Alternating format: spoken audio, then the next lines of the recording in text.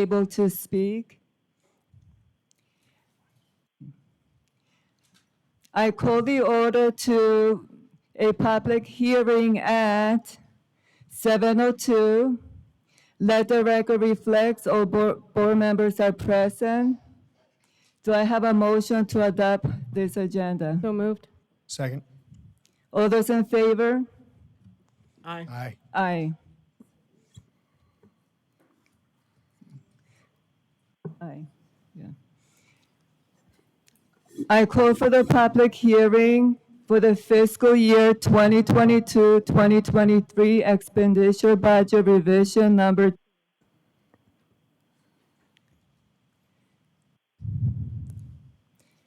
Is there, okay. Okay, so we have one person that will speak. Mrs. Fisher, can you read the name?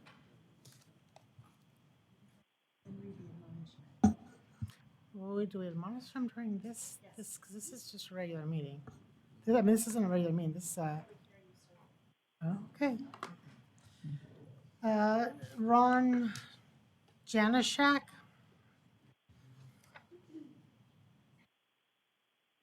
If you could step to the mic.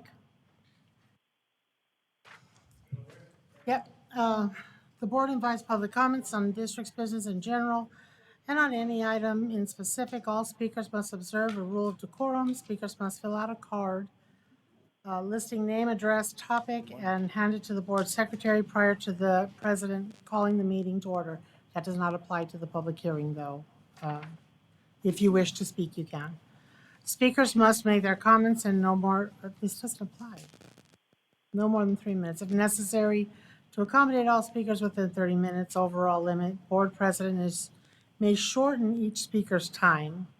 Constructive criticism is order, rudeness, vulgarity, disruptive conduct, or remarks disrespecting personal dignity are not in order and will not be allowed. Under the Arizona Open Meeting Law, the governing board cannot discuss or act on any items not listed on the agenda. Board members may respond to criticism made by a speaker, ask for staff to review a matter, or ask that a matter be put on a future agenda. That's the admonishment. I want to note that this is a public hearing. It is not a meeting, so anyone, regardless of whether you turn in a certificate, if you have a comment in a public hearing, you may speak. Go ahead. Okay, thank you. This is my first school board meeting ever, so I'm really, I expected this to happen after we had some debate going on. But what I do want to say, and one thing that I've noticed being around 64 years, it seems like school districts never have enough money. And I don't know what the budget exactly is, what you're going to be asking for, but all I am saying, I'm just asking for fiscal restraint because we all have to live on a budget, and times right now are really, really tight. So all I'm asking is if there's any way, if there's anything that can be done to use every penny as wisely as possible. That is basically all my comment is. Now that sounds like common sense, and I'm asking your forgiveness if you think I'm out of order here, but that is something that I've noticed with school districts throughout. They always have overrides. They're always asking for more money, and I am a taxpayer, and I don't know why this always has to be. You have beautiful facilities, and it doesn't cost that much to teach a kid to read. Uh, so anyways, thank you very much for giving me that opportunity, and that's all I have to say. Thank you. Thank you. We're going to go to Mr. Melgravino. Do you have a presentation on this? Thank you, President Paperman, members of the board, Dr. Finch. This evening, we bring before you the final official budget revision for fiscal year 23. I say official because the budget is still subject to change. as many of the parameters that build our budget will change throughout and beyond our fiscal year. But this is the last time we're doing it formally because the statute requires it to be done before May 15th. This is really just minor adjustments, taking into consideration all the factors that go into the budget. Most notably, those changes are from the student population changes since we are now, or since we receive our funding based on current year population, our current year funding. And these changes cumulatively amount to just under $3.5 million of an increase to the fiscal year 23 budget.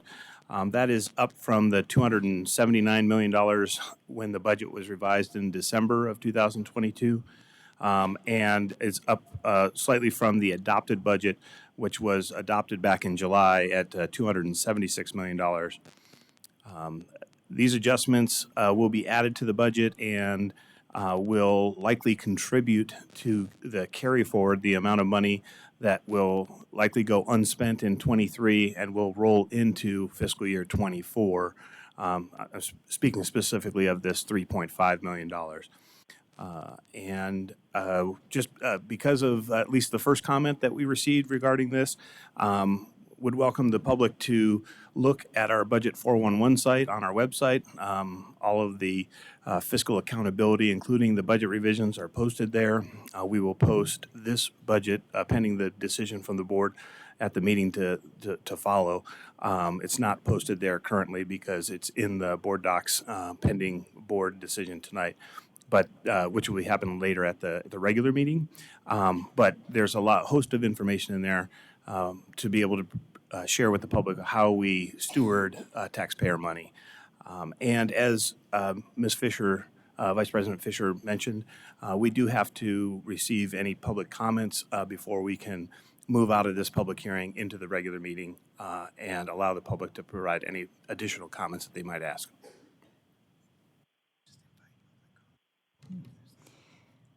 Are there any public comments that would like to come up?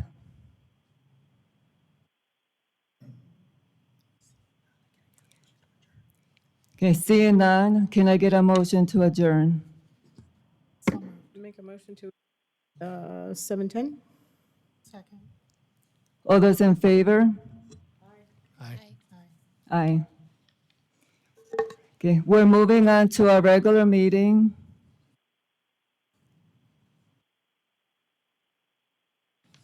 Does she have a comment? Oh, does she have a comment? Is there someone? Okay, I'm sorry. Okay, you may go and speak.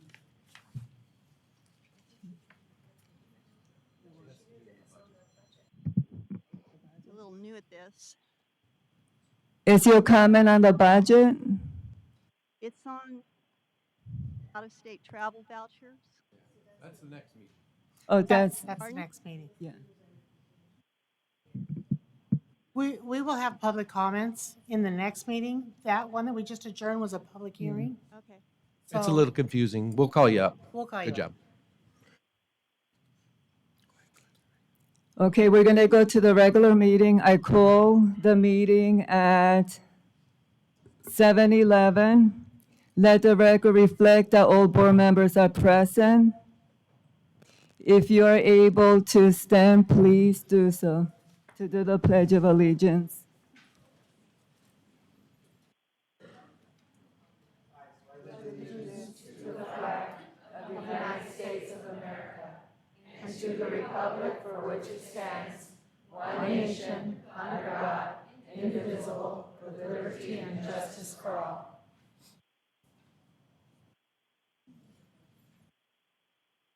You may be seated. Can I get a motion to adopt the agenda? So moved. Second. All those in favor, say aye. Aye. Aye. Aye. We're going to move to District Report, Item 3. A Finance Report. This goes to Mr. Mc.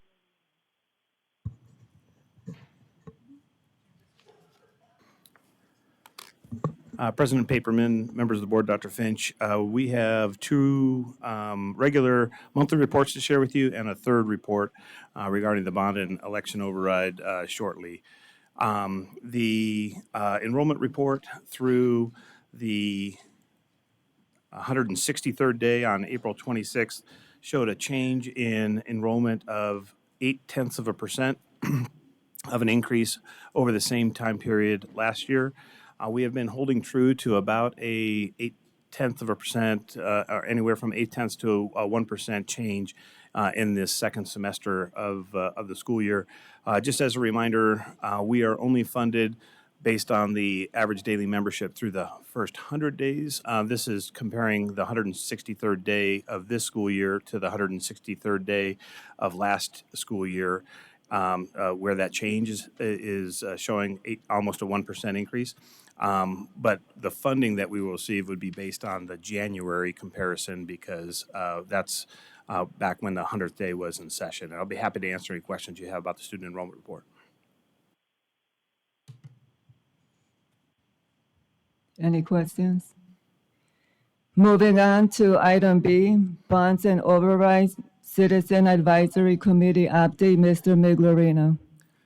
President Paperman, just real quick before we get to the bond and override, I just wanted to share with you the April M&O override, or excuse me, the M&O report for April of 2023. It is basically unchanged when it comes to the budget, pending the board's action tonight regarding the budget revision that we just covered in the budget hearing, but it's showing a projected carryover of $15 million is the report for April, which is basically unchanged from the previous year, from the previous month, the last time we shared this with the board. So I just want to make sure that we covered that before we moved on to the bond and override.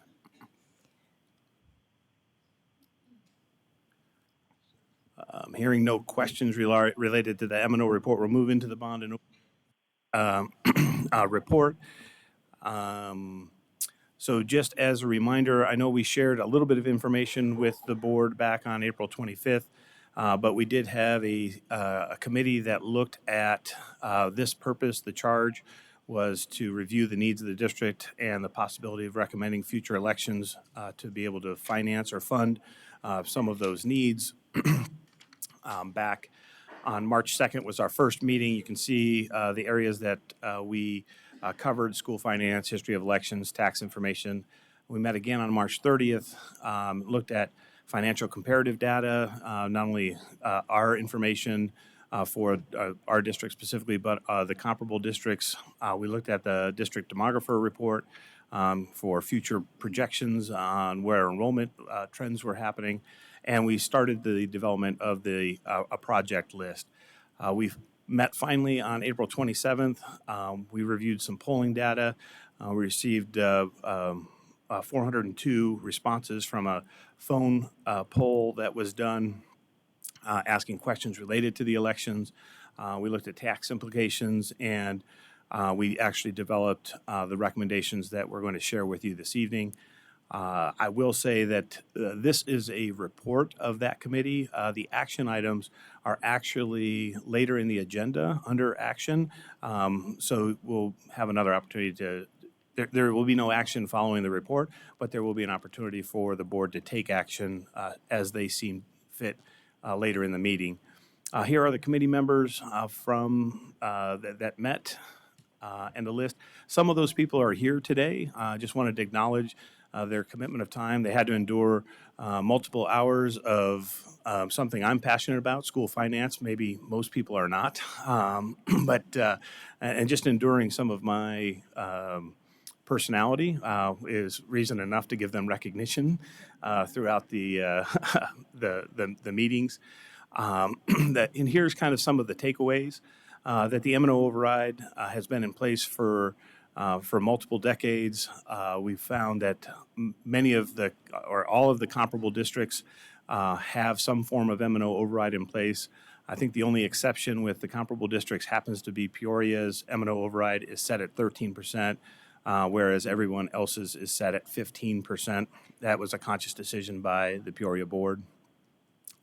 It does have to be renewed every 5 years, or it will start to expire. So it's phased out in year 6. 1/3 of it is phased out in year 6. 2/3 are reduced in year 7, and then it goes away completely. So it is unfortunately something we frequently have to ask the voters for. One of the things that we looked at in the comparable data is even with the override in place, it's difficult for us to stay competitive because we don't get the same dollar amount, and you'll see that on an upcoming slide. So although we spend less than the state average and even our comparable districts, the results that we're getting are significantly better when it comes to student achievement, and there's a number of factors that go into that. Here is that aforementioned slide comparison. So Deer Valley are the orange bars on the left, and if you look at the far left bar, that's the 2020 spending per student for Deer Valley. The far right, I'm going to call it purple. Remember, I have difficulty with color, is the national 2020 bar. And you can see significantly more I think that's $12,000 per student. And that is with our 15% override in place. Again, we would fail to be competitive. The green bars are our comparable districts. The blue bars are the state averages. Again, we are less than the comparable, less than the state, significantly less than the national. And the state is reported against the national number. That has us either at or near the bottom. And we don't even get the state amount of money per pupil with the 15% override. Again, one of the reasons why the committee thought it was imperative for us to ask for the override to be continued. Here are the uses for 23. The majority of this happens to be in salaries for our employees. So 8.5% of our current salaries with our employees, or just over $16 million, is funded from the override. Class size is also afforded thanks to the override. And the final category I'll share of any major significance, full-day kindergarten is funded with the M&O override. If it weren't for the override to be in place, those things would have to be eliminated or altered if the override was not in place. So the current tax rate is shown here. It's 96 cents per $100 of assessed valuation. If you were to look at that on an annualized basis for the average assessed valuation home, that's just over $237 a year is what the M&O override costs, the average assessed valuation home. And asking it for this as a continuation, there would be no change. That $237 is already included in the taxes and have been for decades, so it would not be an increase to the tax. It would just be a continuation of that tax, but I did want to share what that cost would be so that you would have the information related to that. The committee did look at tax rate and comparison of tax rates between not only our district but overlapping jurisdictions and took that into account with both recommendations that you're going to see this evening. So the override recommendation from the committee was to call for a November 7th, 2023 election. It would be year 4 of the override, so it is at least 1 year early from it being in jeopardy of the first reduction that we would experience. And essentially, this is the same list that was previously shown. So to continue to fund the things that are currently being funded from the M&O override, but to call for that election in November of 2023. I think it is important to note that the committee did look at calling this for specifically the November of 2023 election to try and avoid the November of 2024 election, because that will be a presidential election. And there was some conversation in the committee regarding trying to navigate around an election that might have a lot more political turmoil to it. So when it came to the bond and override takeaways, we looked at the annual state funding formula. It does not provide enough to meet the capital needs. So we had a list from the various departments of what needed to be funded on an annual basis. And we also looked at historically the capital funding for all districts in the state has been reduced. It's one of the ways that the state has balanced the budget over a number of years. And so there is a lot of pent-up demand when it comes to some of the capital needs that exist not only in our district, but districts around the state. And that there's certainly some of the development is causing some pressure on the district as well in various areas.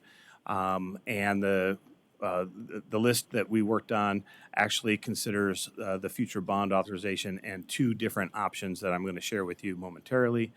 Here are the major categories of the capital improvement. So instruction-related needs, including technology, continuing to fund athletics, fine arts, and other extracurricular activities throughout the district. Safety and security is a big component. Building renewal, this includes maintaining our facilities to secure the investment of our taxpayers, so weatherproofing buildings, maintaining, parking lots, flooring projects, things of that nature. Conservation is a big component of this as well, especially to focus on our continuing efforts around utility management, renewable energy, as well as water reduction.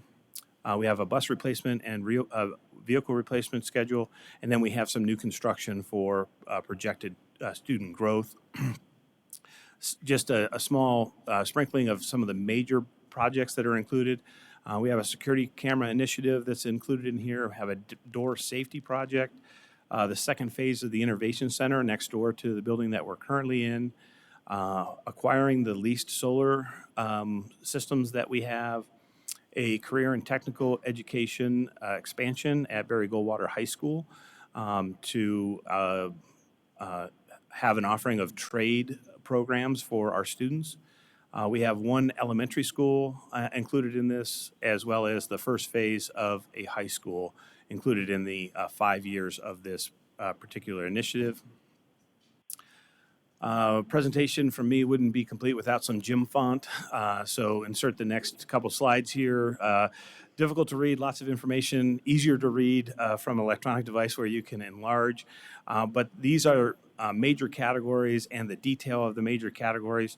Again, this list was created by Deer Valley departments submitting information and then vetted by the committee that actually reviewed all of these. I think the slide has the major categories. This is just collapsing that so you can kind of see it maybe on one page. These are just, because of the format that I elected to put this in, these are just showing alphabetically. You can see the major expense there is the new construction cost, and mostly because that includes the first phase of a high school. You can see there in the 28-29 year, that's $90 million is what we're projecting for the first phase of a new high school. So the total there just at $325 million over that 5-year duration. We then looked at the tax implications of two different options that we're going to share with you. The first is a $175 million initiative that would be a 3-year initiative. So the major difference between this option and the recommendation that the committee came up with, which is the $325 million option, is there's 2 fewer years of funding provided, and the high school is not included. The high school with the FF&E is $96.5 million, so $90 million in construction costs, $6.5 million worth of FF&E in the first phase. So that's a major contributing difference between the two numbers that you're going to look at here. This is a lot of information regarding the tax rate. The arrow here, the far right column, is the declining tax rate that we are projecting. In fact, in both scenarios, and that's impossible for me to see on the screen, so let me get to that page.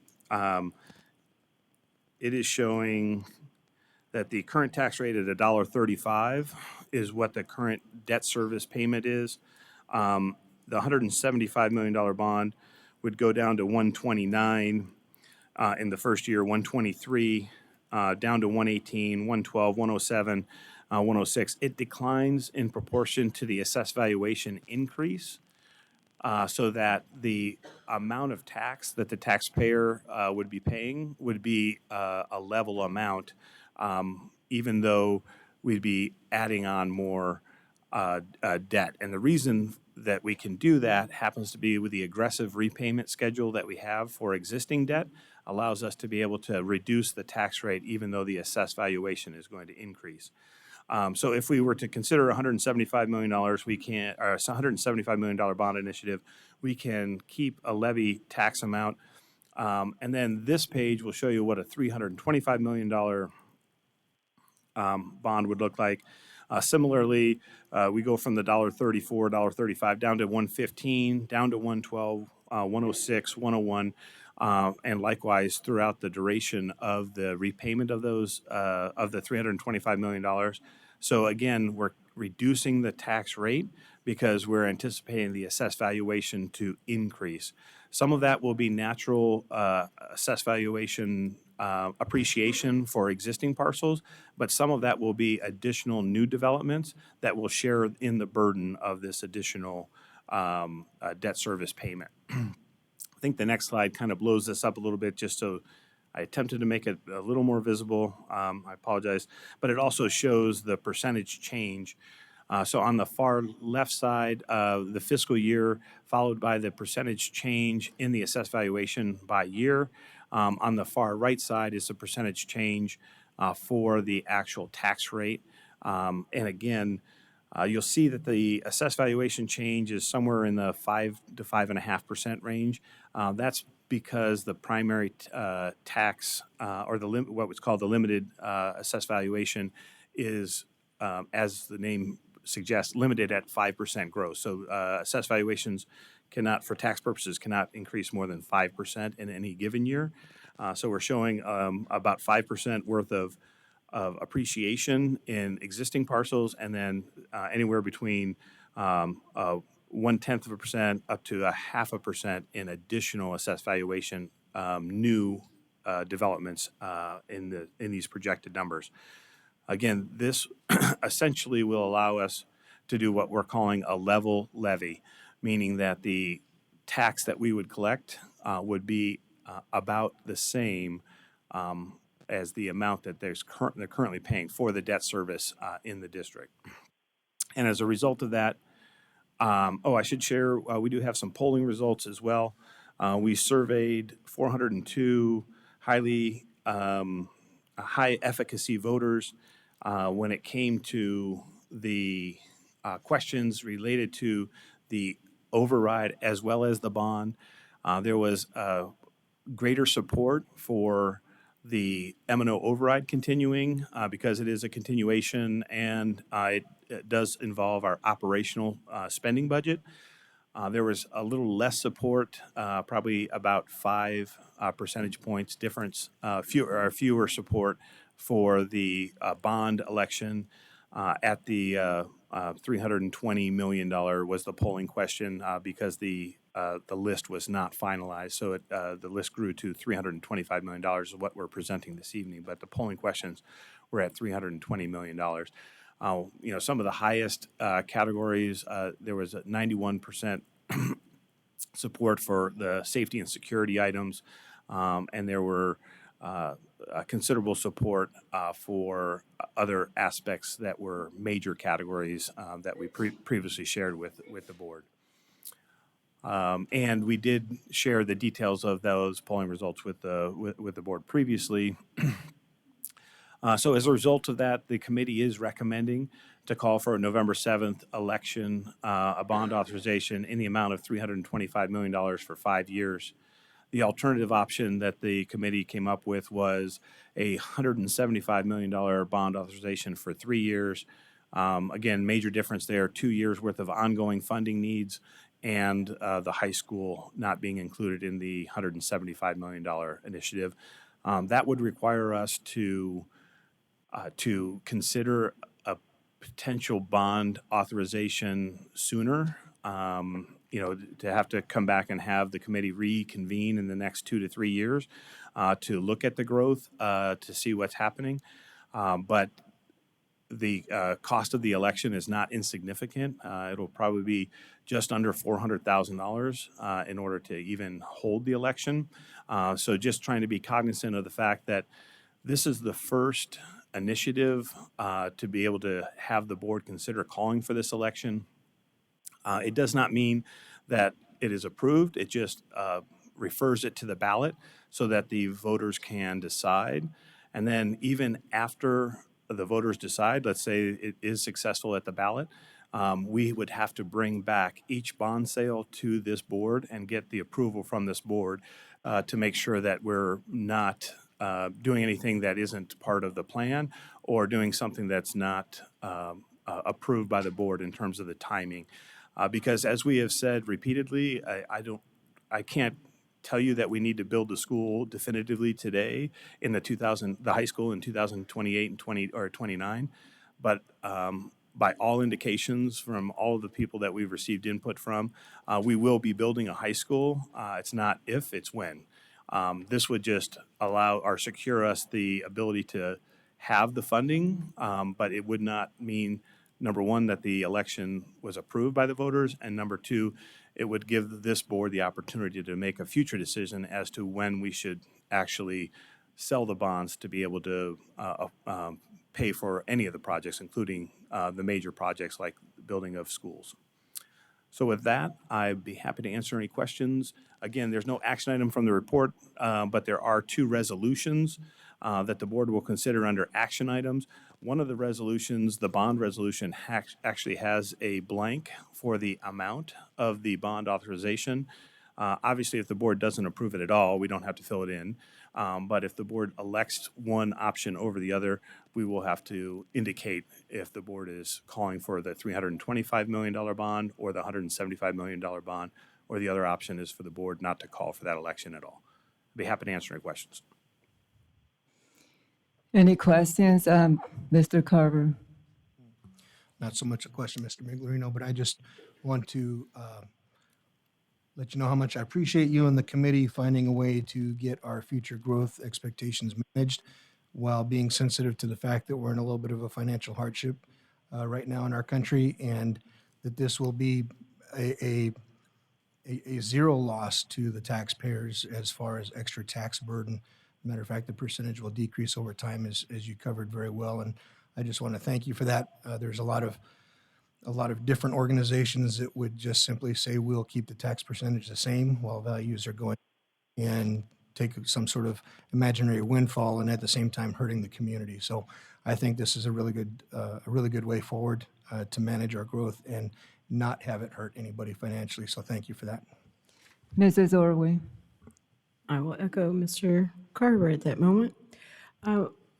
Clarification, when we do our election during a normal election cycle, or an abnormal one, are we paying the same or different for the election?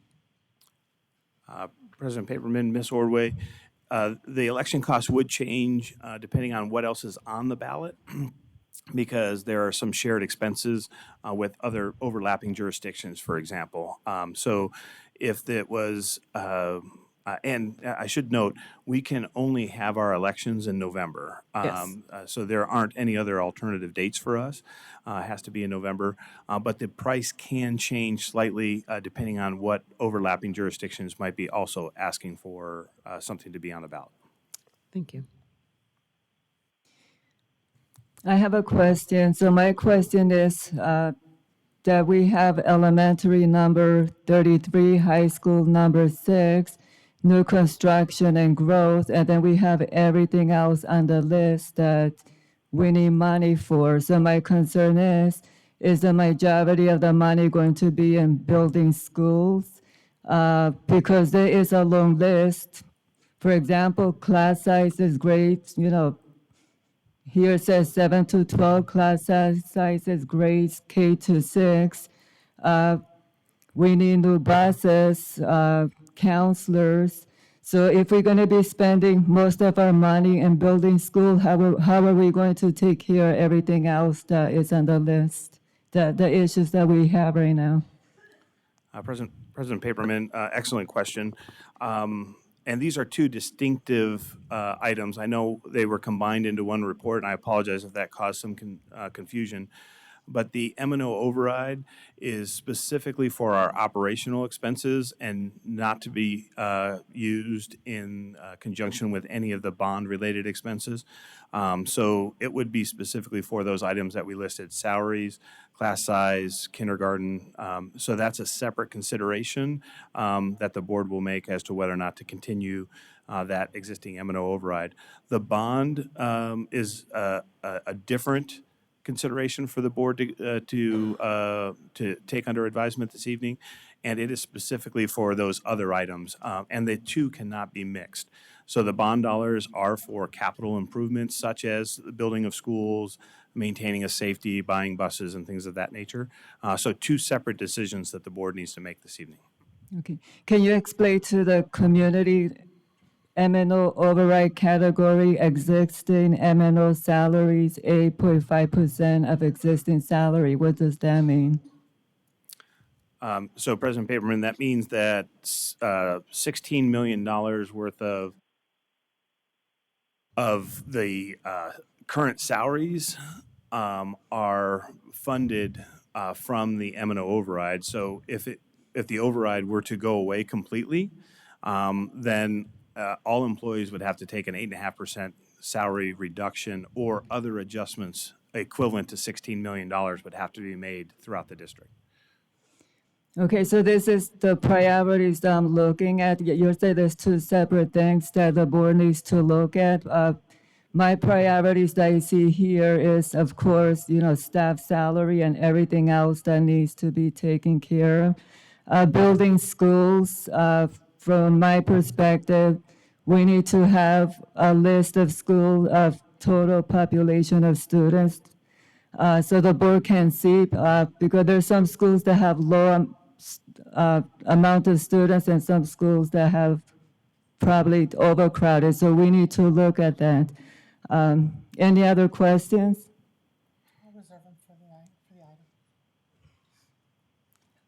I Ms. just wanted to clarify, okay. because the understanding with the two different bonds is that the higher one, the 325 would cover the growth of the building of the high schools in the second school, right? And the 175 would not. So I think that's. President Paperman, Mr. Michek, yes. So the difference between the two recommendations essentially is 2 years worth of funding for, so embedded in that list is like a replacement schedule for buses. I think it's $2 million a year. So there's 2 fewer years of bus replacements in the $175 million offering because it's for 3 years.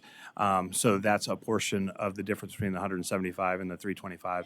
But there's almost $100 million wrapped up just in the first phase of the high school that's also in that beyond just the 2 years. Thank you. Thank you, Mr. Miglerino. We're going to move on to district report, item 3. Mrs. Fisher, can you please read the management? Oh, call to the public, so public comments, sorry.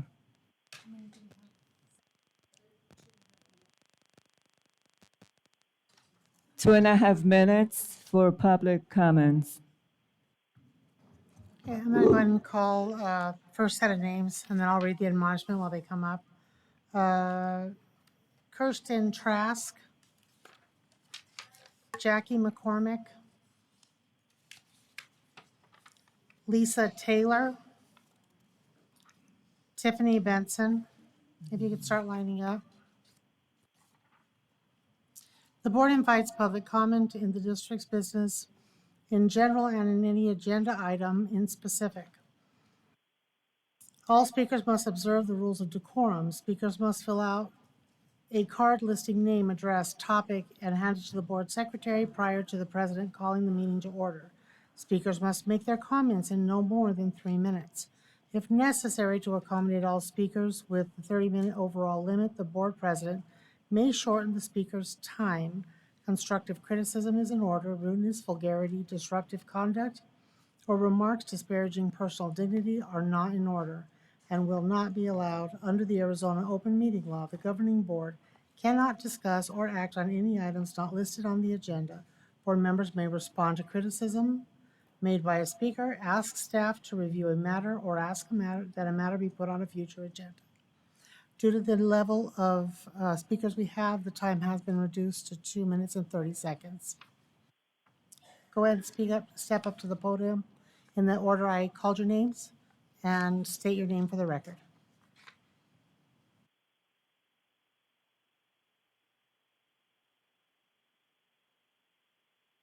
Oh, well, how do I turn it on? Kirsten Trask. There we go. Thank you for the opportunity to speak tonight. I just wanted to address transportation policy and procedures. It seems that the policy is a little outdated and very gray. There's a lot of black and white with certain bus drivers and certain bus supervisors, but there's a lot of gray area with other bus drivers and other bus supervisors.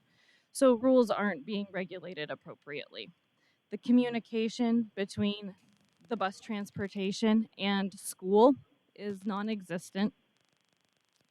Currently, the supervisor makes all of the consequential decisions without being communicated with the principal. It takes a village to raise a child. Sometimes we live in a rural area. We're up in New River. I work as a nurse at the hospital. I don't have the ability when my son has a bus suspension to transport back and forth. I think that offenses that carry direct referrals need to be addressed in the student handbook, as they're not. There's a minimum consequence and a maximum consequence, and those aren't directly documented. I know some of the other districts, such as Peoria, has everything documented in a first offense, second offense, etc., and involves the school with the principal with consequences that are appropriate to their actions, which I think holds the children a little more directly responsible for their behaviors. Suspensions, bus suspensions that leave children at home aren't very effective because they leave the children at home. It takes away their education opportunities, or it takes away the parent's job. So as the end of the year, maybe we can review the policy, create a little bit more black and white, and get rid of some of the gray areas throughout the bus transportation policy. Thank you. President Paperman, members of the board, Dr. Finch, guests. My name is Jackie McCormick, and I have been in this district 31 years, hence established 1992. Since 1992, I have been in various schools in this district. When I first started teaching, it was required for me to post my objectives on the board. It's not much different today, it's just a different word to it. By law, we are required to teach the state standards. I'm asking you, and I've sent it to you, you guys have seen this, well, most of you have.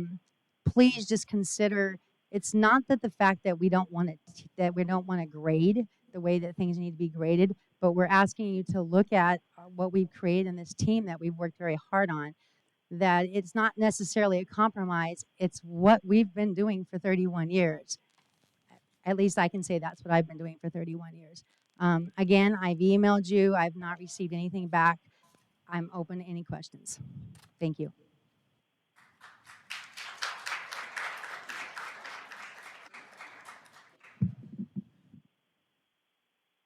I'm Lisa Taylor.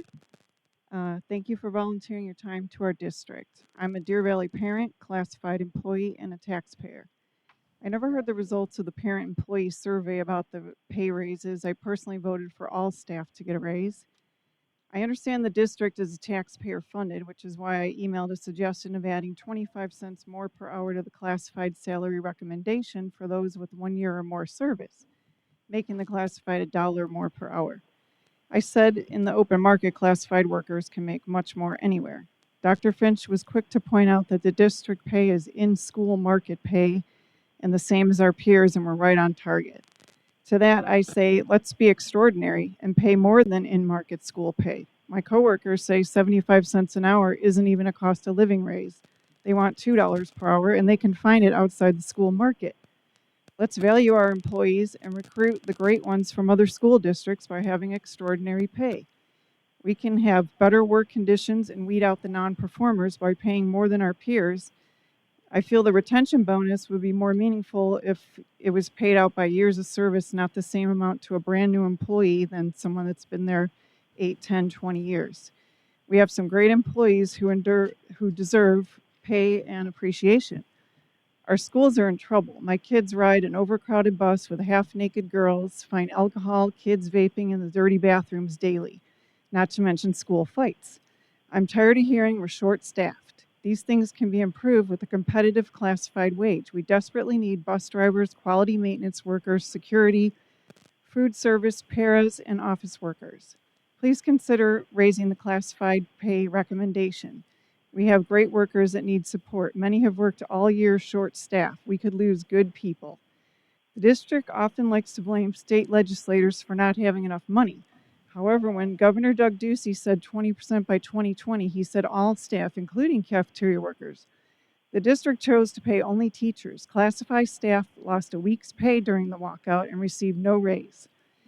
Dr. French said classified has received 30% more since he's been here. That is mainly due to the minimum wage being raised by law. I enjoy my job. I care about the students and my school. I want to be proud of my workplace. Right now, it's dirty and needs maintenance. Kids need guidance and accountability. I'm guessing it's a Title I. They do that.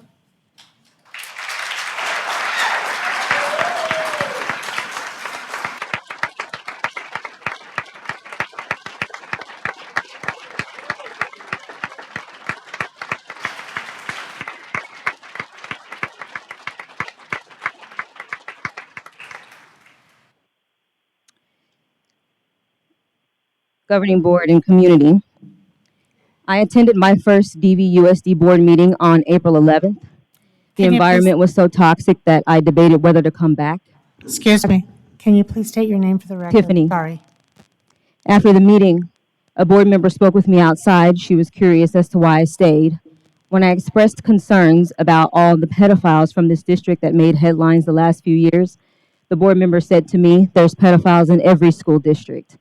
And when I asked why pedophiles were allowed to resign instead of being terminated, the board member said it gets them off our books. So there's a monetary benefit in keeping employees, even sexual predators, and it far outweighs student safety. I later found out that this board member was friends with a former online high school teacher who was convicted for having sex with a student. That same night on April 11th, I also spoke with an admin about the district's hiring practices and later found out that this was a deputy superintendent of HR. She told me everyone who was convicted was a first-time offender with a clean background, and no behaviors alerted the district that something was wrong until police got involved. So the online teacher, the board member's friend, was actually caught messaging students through his social media account, but was only ever disciplined for violating the district's internet usage policy. Had he never been convicted, I believe his resignation would have afforded him maximum privacy and given him the opportunity to work in another school district. I just thought DVUSD parents and communities should know that you have leaders who are here to make themselves and the district look good, or they're here for financial reasons. Either way, they're not here for your kids. If you want to blow the whistle on anything that's happening in DVUSD, visit schoolboardwatchlist.org. That's schoolboardwatchlist.org, and fill out an investigation request. My name is Tiffany, and I'm with Turning Point USA.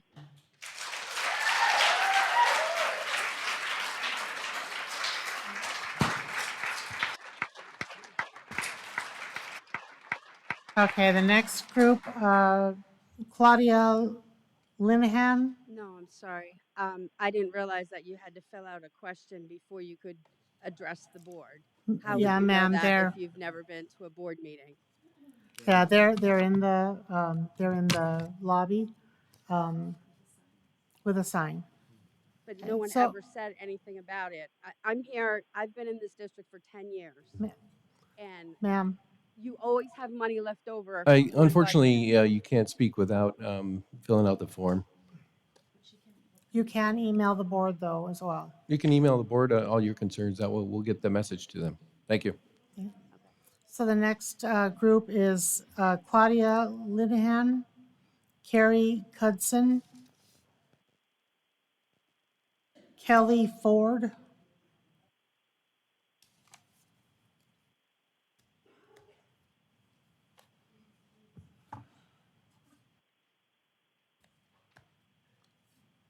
go ahead and step up to the microphone, state your name for the record. Okay.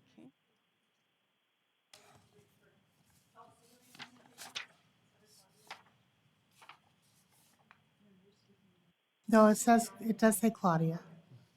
Okay. Go ahead and step up to the mic and state your name for the record. Okay. I'm Claudia Linehan from New River. And I had a question concerning your out-of-state travel vouchers. I was kind of looking them over, and some of them you have the option of doing this online, while others don't. But the first ones, and we're talking almost $3,500 a person, can be done online. It's for the International Society for Technology and Education, and you've got 7 people. So I kind of did some math. It adds up totally to $22,887.75. And of that, if you were to do it online and just pay the registration fee, excuse me, it would be $4,949. There is a difference there. And I know that this may seem small in comparison to all the other figures that people throw around concerning schools, but it's little foxes that get under the fence and spoil the grapes. And this adds up. And then I have another question back here concerning your advanced placement program. You're wanting to, it says there's no online alternative for the training on that. You're wanting to send somebody to this in Seattle, Washington, and it says discover proven methods for increasing equity and access to the AP. What do you mean by equity? When my daughter was in the AP program, it was by merit. And then when she was in it, it was by sustained merit. So if she didn't do the work and she didn't make the grade, she got ousted from the program. So, I mean, what are you trying to tell us? That you're trying to, you have some different way of. Ma'am, your time has expired. Thank you. If you have further comments, you can email the board, but your time has expired. Okay.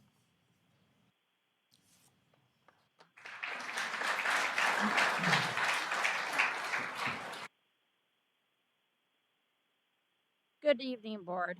I'm Carrie Knutson, and I'm a paraprofessional for Deer Valley for the last 15 years. And I still don't make $20,000 a year. I am required to have a level 1 fingerprint card, first aid, CPR, and VACI training. We are the first responders to our school. We handle the school's toughest children.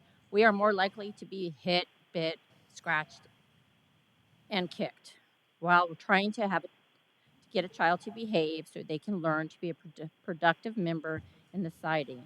Most parents want this job so they can work the same hours as their children do. With the cost of living increasing, classified personnel are having to work a second job. We have a staff shortage because the risk is no longer worth the pay. Meanwhile, our state is continuing to defund public school to fund private and charter schools that are not held to the same rules and regulations. Our children deserve to come to a safe place where they are taught to read, write, and arithmetic. Our schools should provide safe transportation, healthy food, and a qualified supporting staff. We need more staff. We need people to, we, sorry, people are having to work 2 jobs at school to handle all the extra work that needs to be done because we are so short-handed. Give classified the raise they deserve, so perhaps we will have more applicants. Fill the positions at school. So show your support by accepting the NST salary recommendations as they are written. Tonight, the school board, you have the opportunity to better our lives as we strive to better our lives of our children and the community we all live in.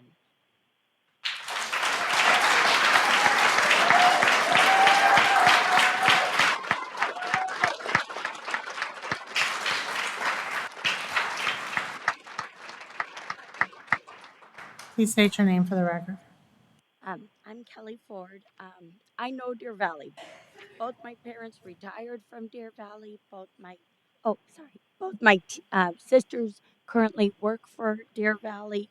I grew up in Deer Valley schools, and I've spent the last 25 years teaching developmental preschool in Deer Valley.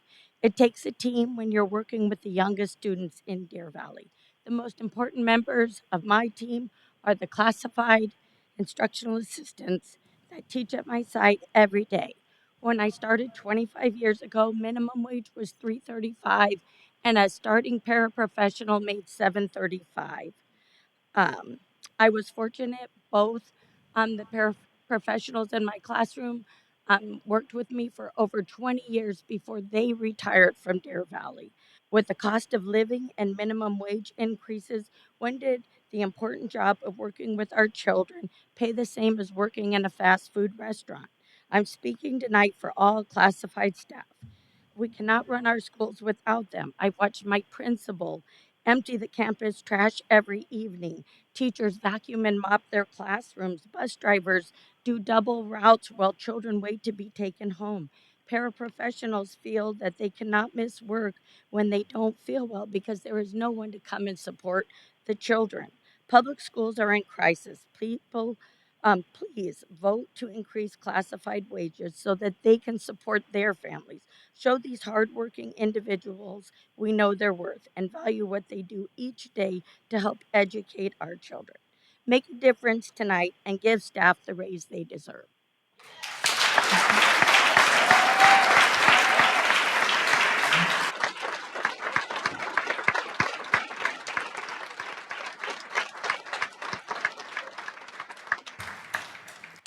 I would like to request that we put on a future agenda a discussion regarding the transportation policy and the handbook, and also taking a look at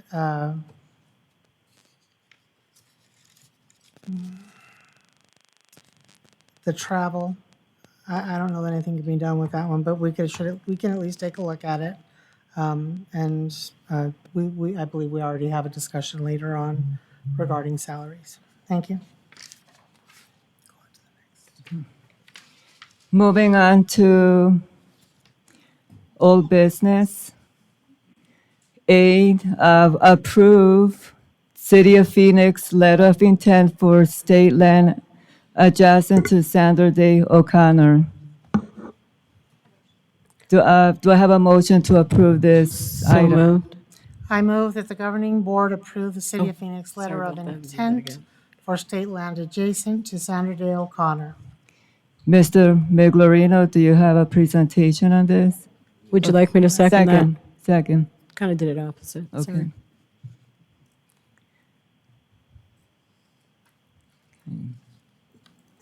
Sorry. President Paperman, members of the board, Dr. Finch, I did want to acknowledge that Ms. Fall is here from the city of Phoenix as well. The presentation is the same presentation that we shared with you at the April 25th meeting, and I'll just go through it quickly for members of that would be in the audience that may not have seen the April 25th meeting. This is exploring an option to release ourselves from a state land lease for a portion of the property that Sandra Day O'Connor High School currently sits on. We do not own the parcel. It was a 75-year lease when we acquired it. back in the early 2000s. And this would allow us releasing our interest in that would allow the city of Phoenix to entertain the option to purchase it from the state land department. Here's kind of an overview of the area. You can see a little hard to maybe make out behind the shading, but the school is in the lower or southeast corner of the parcel. The parcel is quite large, and most of it is undevelopable. If maybe I just made a word up, but the due to the topography, and it is adjacent to an existing city park, the Deems Hill Recreational Area that you see there in the shading just to the north and west of the school site here. Maybe a little easier to see here. I didn't realize we had cool graphics like zooming in on this. What is being proposed at the corner of Hackamore and 39th is for a trailhead that you can see there. That would be just to the west of the parking lot that you can see behind the shading. That is part of the school property. And in that parking lot would be the ability for us to have some additional student parking, about 100 parking spaces. This includes a 250-foot buffer so that there would be some separation between the property that that has been improved for the school and any improvements that the city of Phoenix would do. Their intentions are to create a trail, as you see depicted in this line here, that would connect to the existing trail system that's in the Deems Trail Park already.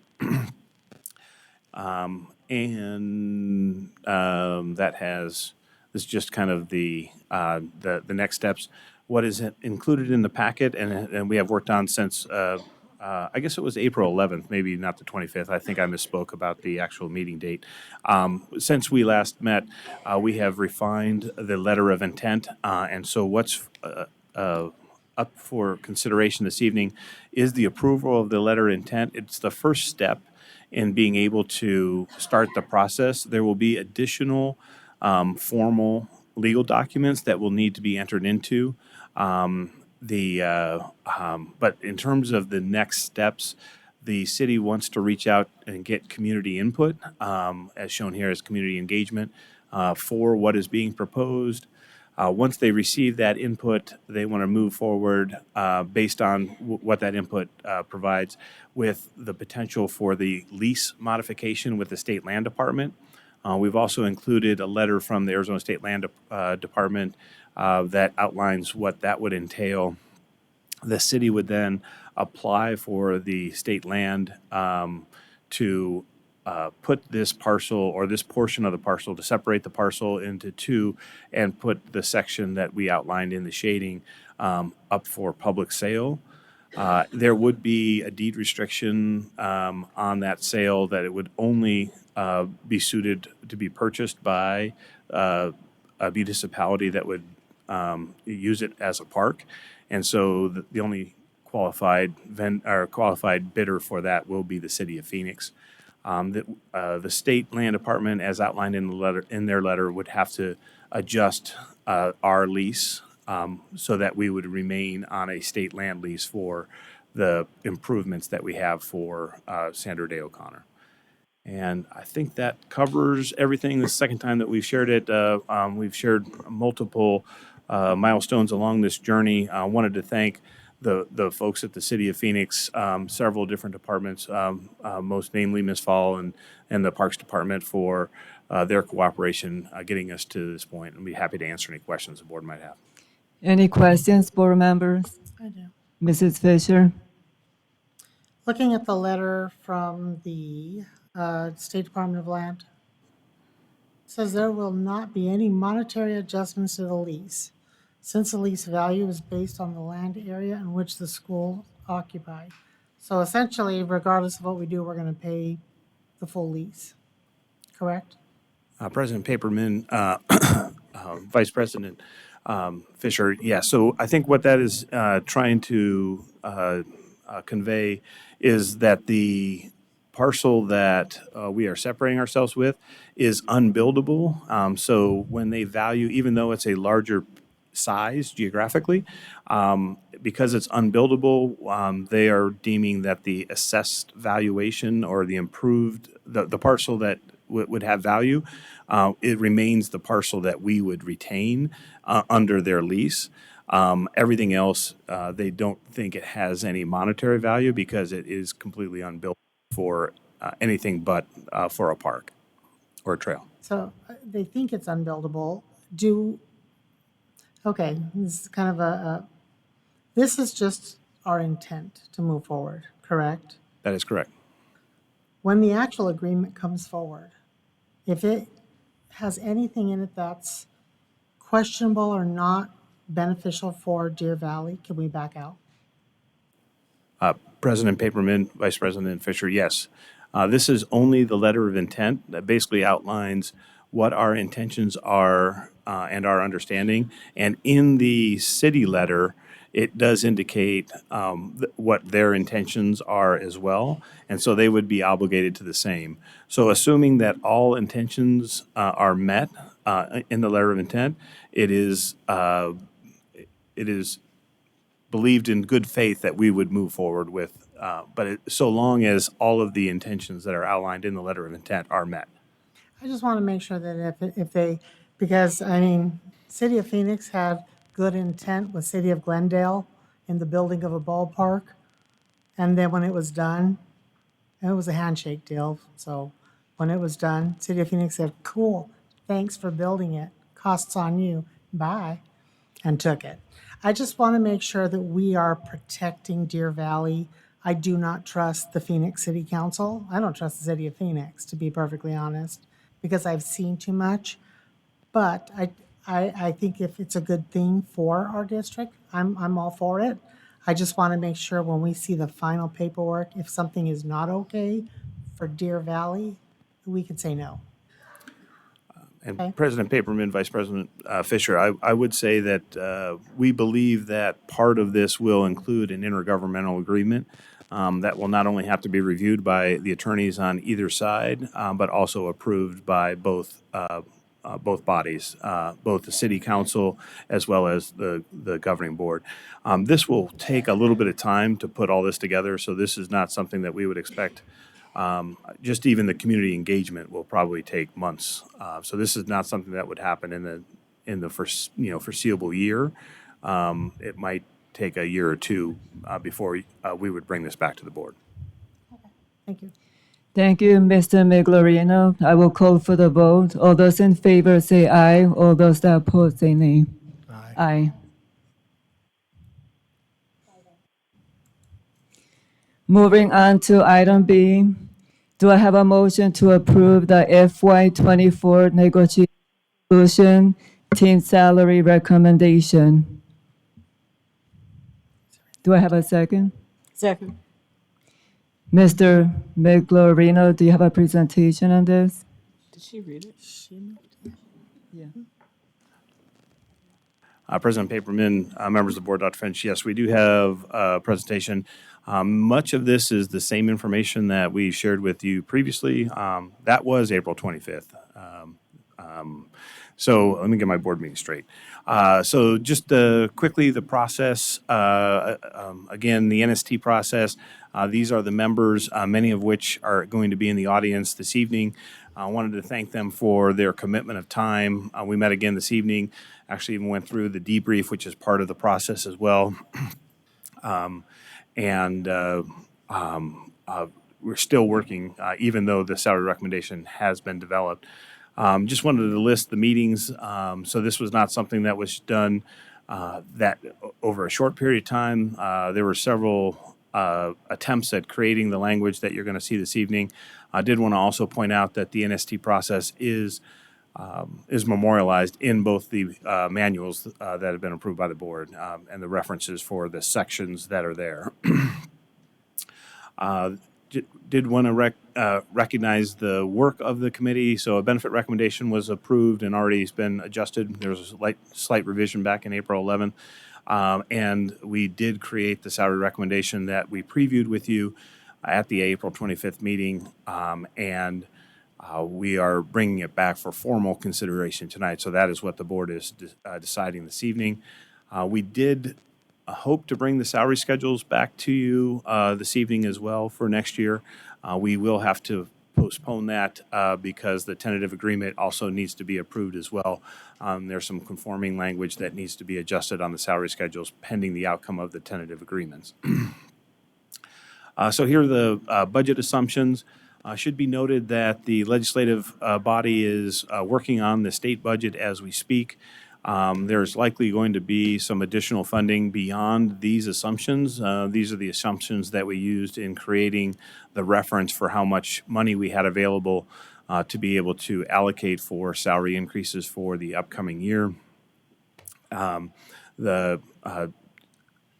Essentially, there is going to be some additional one-time money, a fairly significant amount of money, $8.4 million in one-time money that we should expect if the budget is approved as was presented this week, but that has not been approved as of yet. I think the notable thing here is this will be the final year of the ESSER funding, which is the federal stimulus dollars. We are accounting for that in our work. Again, just kind of a summary of all of the things that are wrapped up in the April 25th version of the budget projection. That is important because we use trigger language in the salary recommendation that if anything were to change based off of the number that the April 25th edition budget version created, then that would require the NST to reconvene and decide how to spend those dollars. Again, with the budget decisions that are being discussed this week at the state legislature, it's likely that that will be the case. Again, that is also pending the board's approval of the salary recommendation as we've presented it. A couple additional slides that I've included here. This is just a history of the salary increases in our district. This is just a 6-year snapshot. The admin exempt group is on the far left. The cumulative increase for our admin exempt group is 31.4%. The majority of that has been in flat increases, so the bottom has risen faster than the top, just the way that that group has elected to divide the raises between a flat and a percentage increase. The classified group here, 39.8%. That is without the minimum wage increases that we've had to add to the bottom of the schedule. That is what the employees have received in addition to any minimum wage adjustments that we had to do. As a reminder, unfortunately, we did not get any additional money when minimum wage was increased. And so we do have salary compression, meaning that the only thing that we were able to do is just bring the bottom ranges up to the minimum wage, and unfortunately that has caused salary compression at the bottom of our ranges. We are in the middle of a job study that will be conducted and concluded in time for us to look at how we might address salary compression in future years. That report is forthcoming in the upcoming months. And then finally, the certified group, 50.5% increase during that same period of time. That is mainly due to the 20 by 2020 initiative that Governor Ducey advocated for. In those years, basically, we had a 23.5% increase for our teachers over those 4 years. So it starts in the 1.5% year, 12% the second year, which was a 10% year, and then 2 5% years is the term of that 20 by 2020 initiative. I think it was mentioned earlier that we elected to only provide that to teachers. That's because that's the way that was written. It was not available for anybody but certified teachers, that 20 by 2020 initiative. There are notes here. There were some one-time funding amounts that are not included in these amounts that I'm showing here. These are true salary increases. I did not mention on the classified side, that has been typically a 60-40 split on the percentage versus flat increase. And then for the certified group, that has almost been exclusively a percentage increase. Percentage, the reason that we split raises between a flat raise and a percentage raise is to mitigate what we call a runaway at the top of the, where a percentage gets compounded over time. And, but the certified, because the 20 by 2020 initiative was truly a 20% increase for teachers, we got in the habit of providing straight percentage increases. Last year, the governing board provided some direction that limited how much could be a percentage increase, and this salary recommendation does take that into consideration, that there would be limited. So there, it does have a flat increase included in the amount for the certified for this salary recommendation. Some additional information based on comments that the board made when this was previewed. Salary maximums, or caps as they are sometimes referred to, those went away when we did away with the step and column salary schedules. So there aren't any limits on existing employees. We do have hiring schedule limits. So there's a maximum amount that we can offer when we initially place somebody, but there are no caps that have been implemented in terms of a limit as to how much somebody can make in a position. Benefits were also discussed at the last meeting.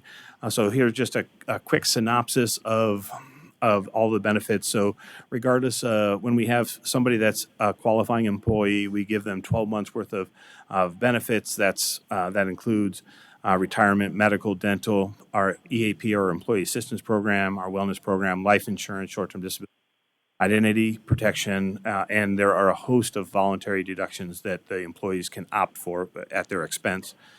We also offer general leave, sick leave, non-paid work days that are included in our classified and admin exempt contracts and agreements.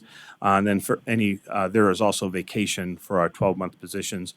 So when we are calculating just the employer cost of a full-time employee, it's 23.1% of the wages, plus an additional $8,618 for the fixed costs of the medical and dental coverage that we provide to our employees. Again, this came up because of the conversation from the board the previous board meeting.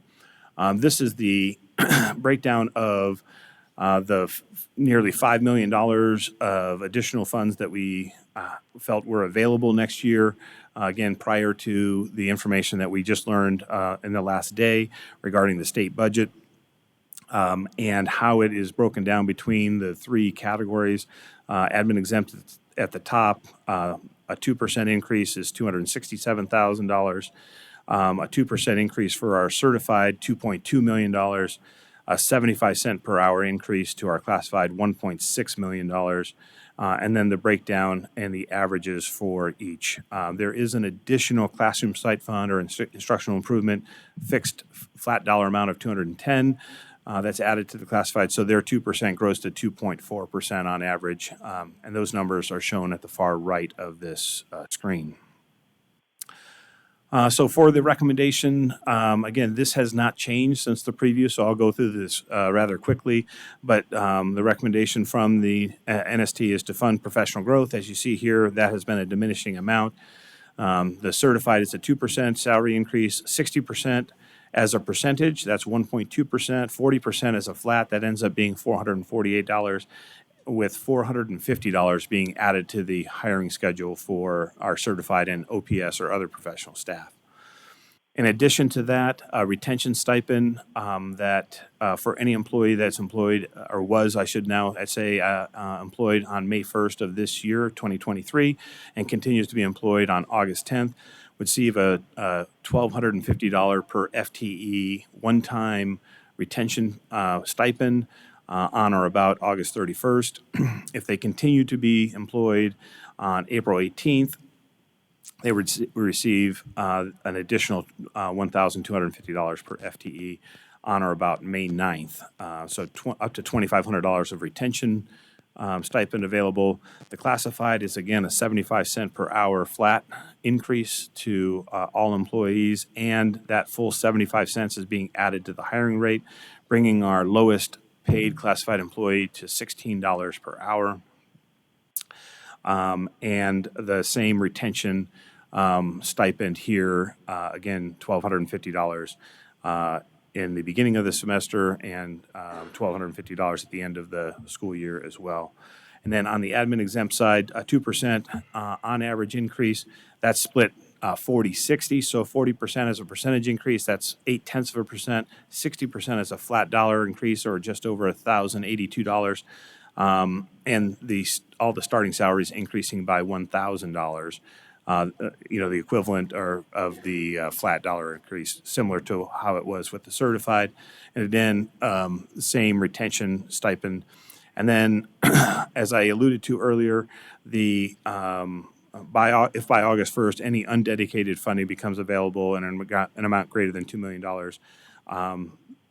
over that April 25th budget version that we have published, then the NST will reconvene to determine how those monies will be spent for next year. If the budget is approved as presented this week at the legislature, that would enact this trigger. And so we're already talking to the NST about when we might be able to schedule that. This is just additional information on the Classroom Site Fund, how the amount increased by that $210. You can see the Classroom Site Fund increase, the Instructional Improvement Fund, which is derived from gambling proceeds, has decreased this year, and but the net is an increase of $210. And then the note here at the bottom is just the definition of active status as it is defined for the retention stipend. So next steps are for the board to officially determine their consideration of the salary recommendation this evening. We will also have the budget revision later in this board meeting that needs to be approved. We will have to bring back the salary schedules for a future meeting. Then we will work on the actual proposed expenditure budget in June, and by July 15th, the adopted budget will have to be considered by the board to meet the statutory requirements. So I'd be happy to answer any questions the board might have. Any questions, board members? Oh, I'm sorry. We have public comments around this time. Any public comments? Oh, three. Oh, there's three? Yeah. Okay, three public comments. So we have Steve Lundy, Harley Kilman, and Kelly Fisher. And they were all here for the admonishment, so it still applies. Just telling you.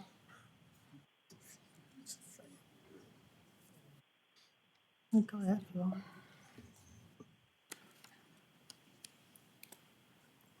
Good evening, President Paperman, members of the board, Dr. Finch, and guests. My name is Steve Lund. I'm president of DVUSD, which represents classified employees. Thank you for this opportunity to speak on behalf of classified employees. I sit on many committees in this district and represent classified employees, but none as important as NST. NST is the bargaining team for the employee salary and benefits. Tonight, you're being asked to approve a salary recommendation. We spend a great deal of time working on these recommendations, and it is always a collective effort in which many concerns and ideas are brought together to be able to present what we think is a fair and agreeable recommendation, and tonight is no different. The NST is in full agreement with the proposal tonight as a fair and reasonable recommendation. We understand that more needs to be done to help with the salaries for classified, but this recommendation is presented with all employee groups in mind, not just one group. It takes all three employee groups working together to achieve the goals of this district. Please remember that the classified employees are receiving double the percentage of the other two groups in this recommendation. Thank you again for your time to speak.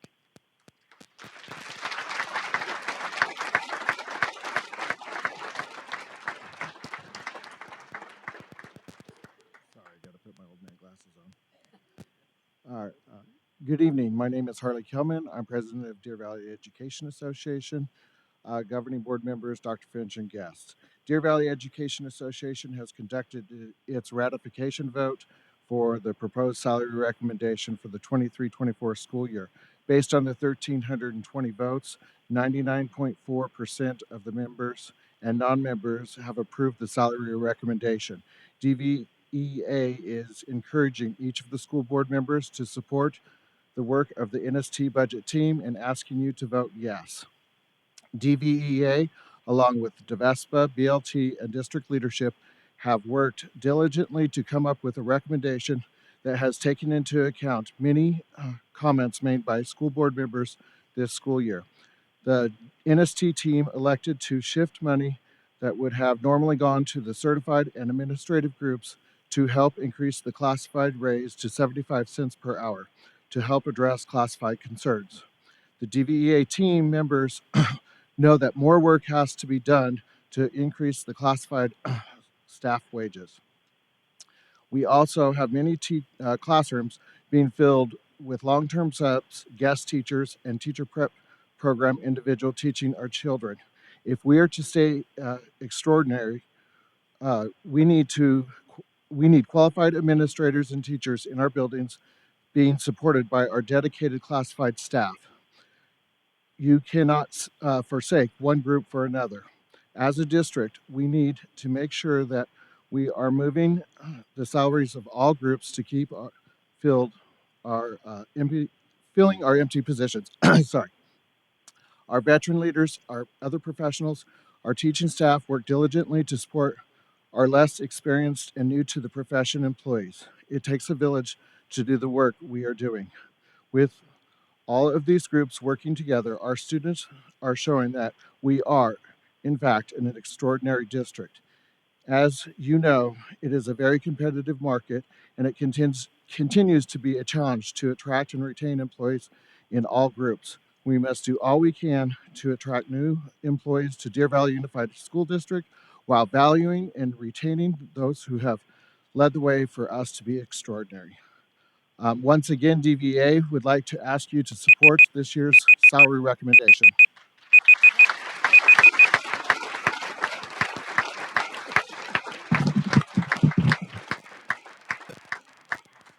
President Paperman, governing board members, Dr. Finch, colleagues, and guests.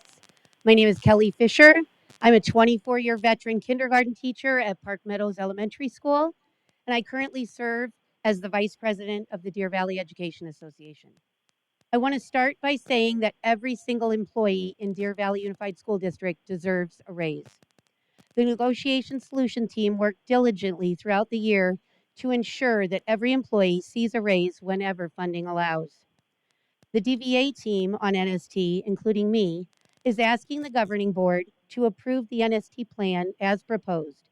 It is imperative that we continue to value our employees. And from the DVA perspective, it's imperative that we continue to value our certified employees. Currently, Arizona is ranked 44th in the nation in teacher certified employee pay, and that is without factoring in inflation. And Arizona teachers, on average, make 32% less than other professionals with the same educational level. On a daily basis, we have anywhere from 140 to 150 open positions for certified employees. And I'm guessing that as the year nears an end, there will be more. We cannot afford to have classrooms open. Our students deserve a qualified, certified teacher who feels respected and paid according to the work they do to give the students an extraordinary education. Any changes to the proposed NST plan, salary recommendation that negatively impacts the employees will again negatively impact our students. And I think we can all agree that that is not what's best for Deer Valley. I encourage you to pass the proposed recommendation as written. Thank you.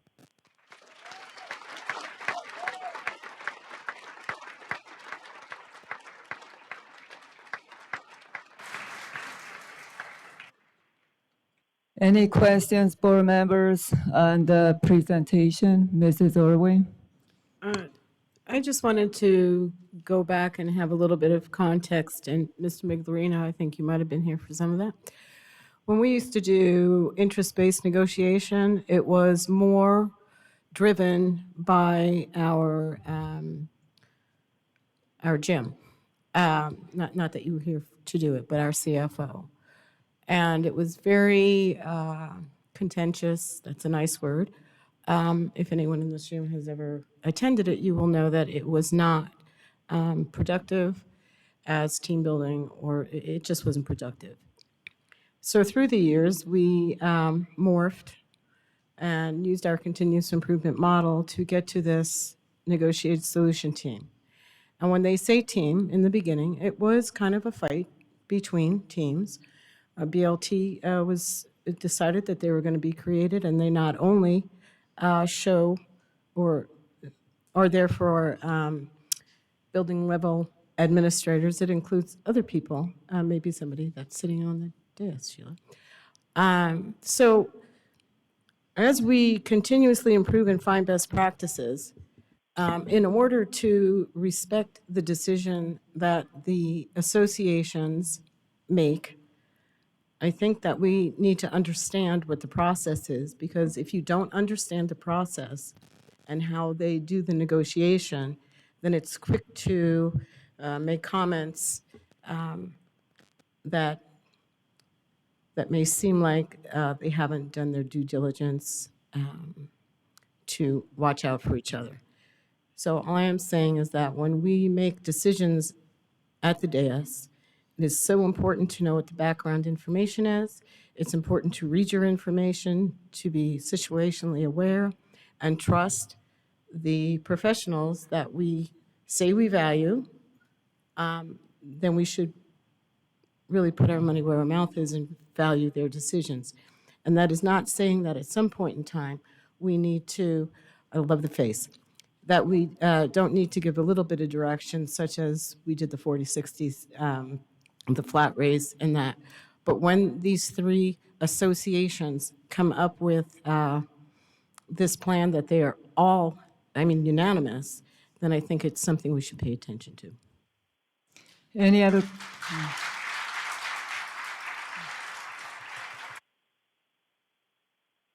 Any other questions, board member?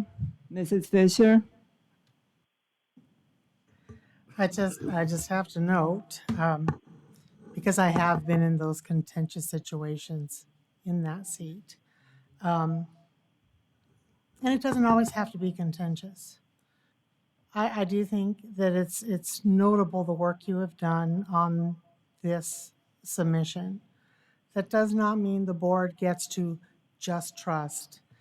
Only because we do have to make sure that all the needs of this district are being met. And that is why the question has come up over and over and over again about our classified staff. I am glad to hear that they are approving where we're at. I'm glad to hear that they are in support of what we're doing. But it does not nullify the importance of the future recommendations of the job study that we're doing that is imperative for next year. And it does not mitigate the work we did in the past to fix that scatter plot or to fix compression. And there are times, now this is not one, but there are times where the board does have to step in and ensure that the whole district is being considered. That's not tonight, but it is something that we need to do. So I do want to thank the committee for the work they did. I want to thank the outreach for our classified staff, recognizing how challenging those pay scales are. And I want to thank Mr. Miglerino for noting that there is compression due to that increase in the minimum wage. I'm in a small organization, and we were able to take that to a percentage and spread it all the way up the company.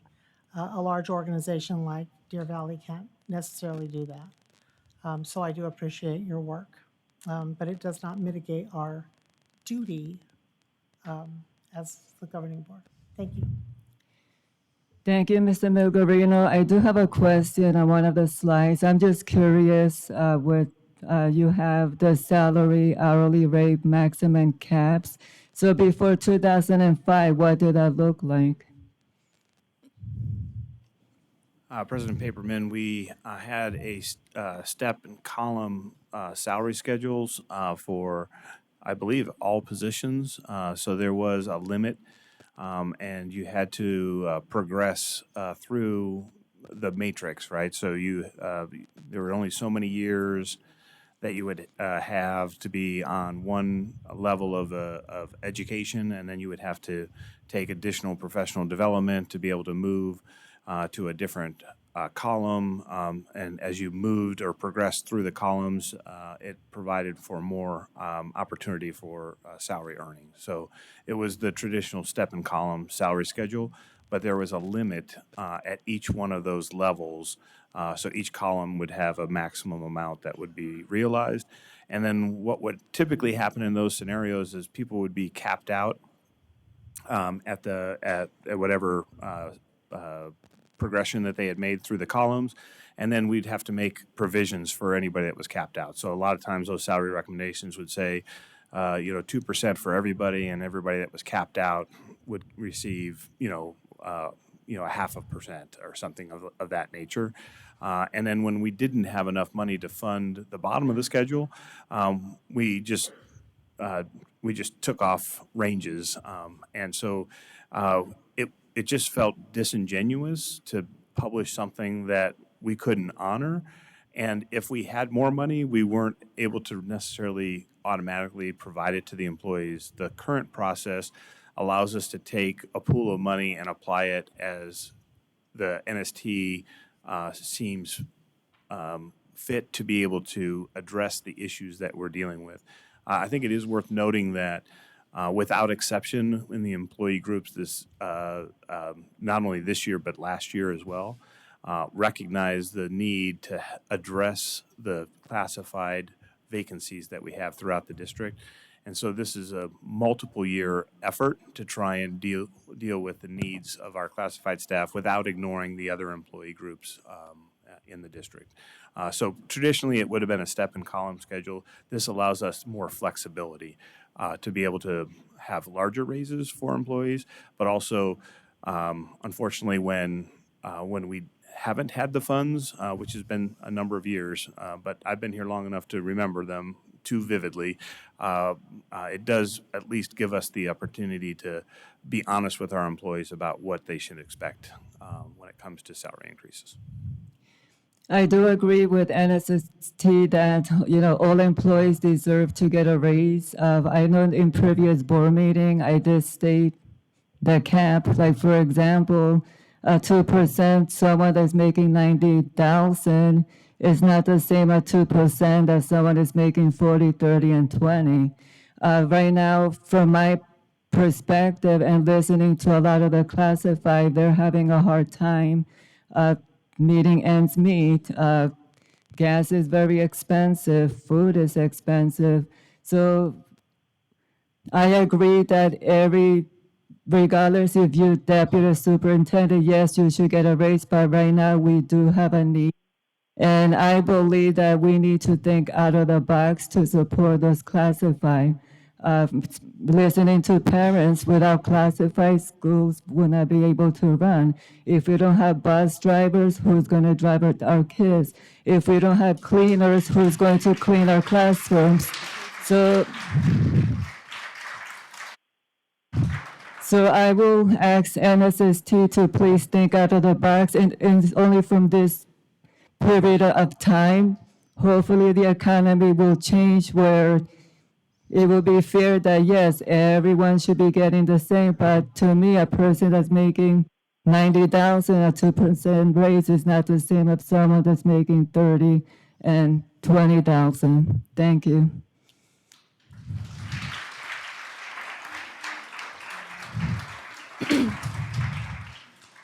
I will call for the vote. Can I say something really quick? Yes, Yeah. Mrs. I do want to acknowledge the classified staff very much. A teacher myself, I respect your positions. We would not be able to do anything without you. I do want to bring up that it is a $2.15 total raise at this point. And just to also let you, instead of the 75, but to also just let you know that we do hear you, and we want to support you and do the best we can. And I think for the moment, this is a great solution, and we can continue to do better.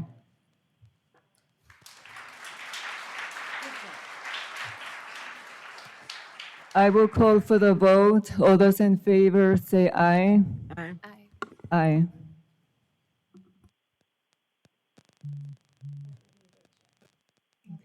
Yeah, it doesn't.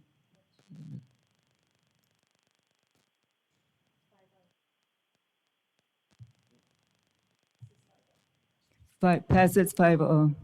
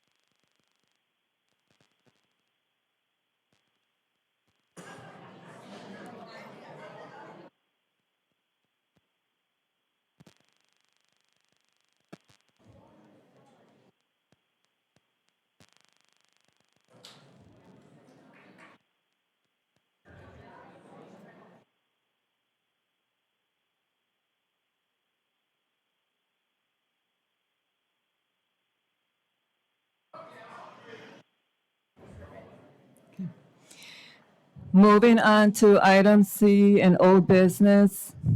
Do I have a motion to approve the tax credits fee authorization for 2023-2024? I move that the governing board accept administration's recommendation to approve the tax credit and fee authorization for 2023-2024. Do I have a second? Mr. Miglerino? President Paperman, members of the board, Dr. Finch. I don't know, I think this might be the third time I've brought this to you because I got it out of order at the last meeting. So I don't know if it was pre-previewed and then previewed, and now we're bringing it back as old business. Either way, minor changes to the board-approved fee schedules for next year. A $4, an increase of $1 from $3 to $4 for the adult admission at our 7th and 8th grade athletic events, but also incorporating for seniors, those over 65, and veterans, a $2 rate for those 7th and 8th grade events, and then increasing the family pass from $20 to $30 for 10 punches. That is recommended by our 7th and 8th grade athletic director. And then finally, the online summer school program, increasing that from $175 per course to $200 per course, which falls in line with comparable districts in neighboring districts. And I'd be happy to answer any questions, the board. Again, no changes from when the previous. Any questions, board members? I will call for the vote. Any in favor say aye, all those that oppose say nay. Aye. Aye. Aye. 5-0. Moving to consent agenda. Do I have a motion to approve consent agenda? I move that the governing board I'm not on. I move that the governing board accept consent agenda items A through H. Do I have a second? Second. All those in favor say aye, all those that oppose say nay. Aye. Aye. Aye.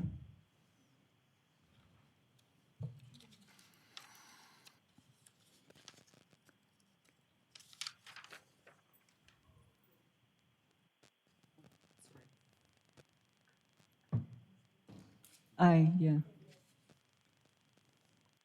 Moving on to action item A, Deer Valley Unified School District grading practice. I would like to let the community members know that this item, there was a lot of confusion that the presentation from a previous board meeting was approved. I posted it on social media that that was not approved. That was a transition that a board member requested. Mrs. Fisher, would you like to? Oh, a motion. I'll read the executive summary. On February 14th, the governing board approved the removal of standards-based grading to be replaced with traditional grading at all DVUSD schools no later than July 31st, 2023. At the May 2nd governing board work session, administration presented a proposed grading process to the board. If approved, that hybrid process will be implemented.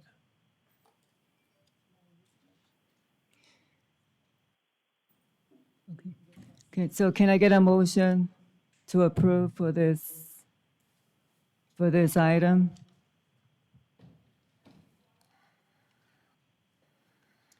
With no motion, it fails, and we will have to honor the returning to traditional grading and removing standards-based grading.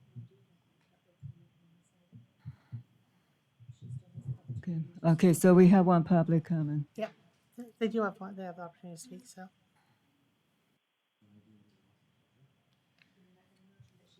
If they don't motion, yeah, it fails. Chelsea Lanigan.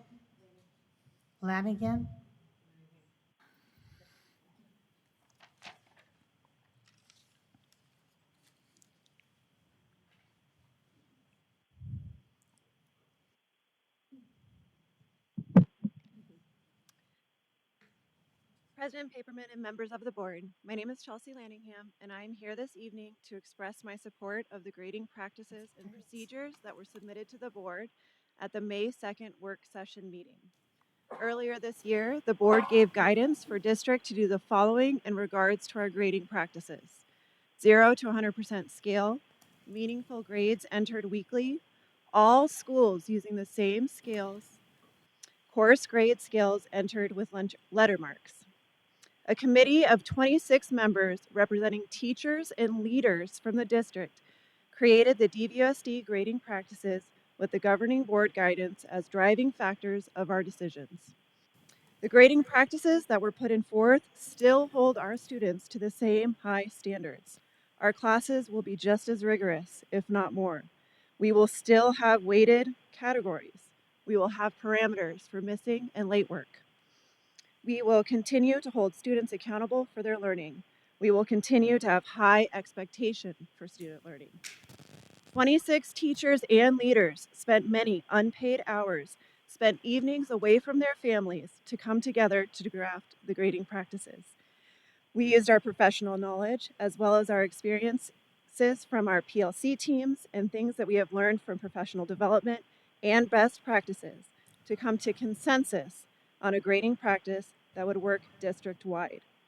Our goal was to create consistency and clarity in our grading practices as a district and use the guidelines that the board requested. At the May 2nd work session, the majority of board members looked at district personnel, looked at the teachers that were presenting to them, and said, "You did exactly what we asked you to do." I hope that your vote reflects your words of encouragement that evening. Thank you.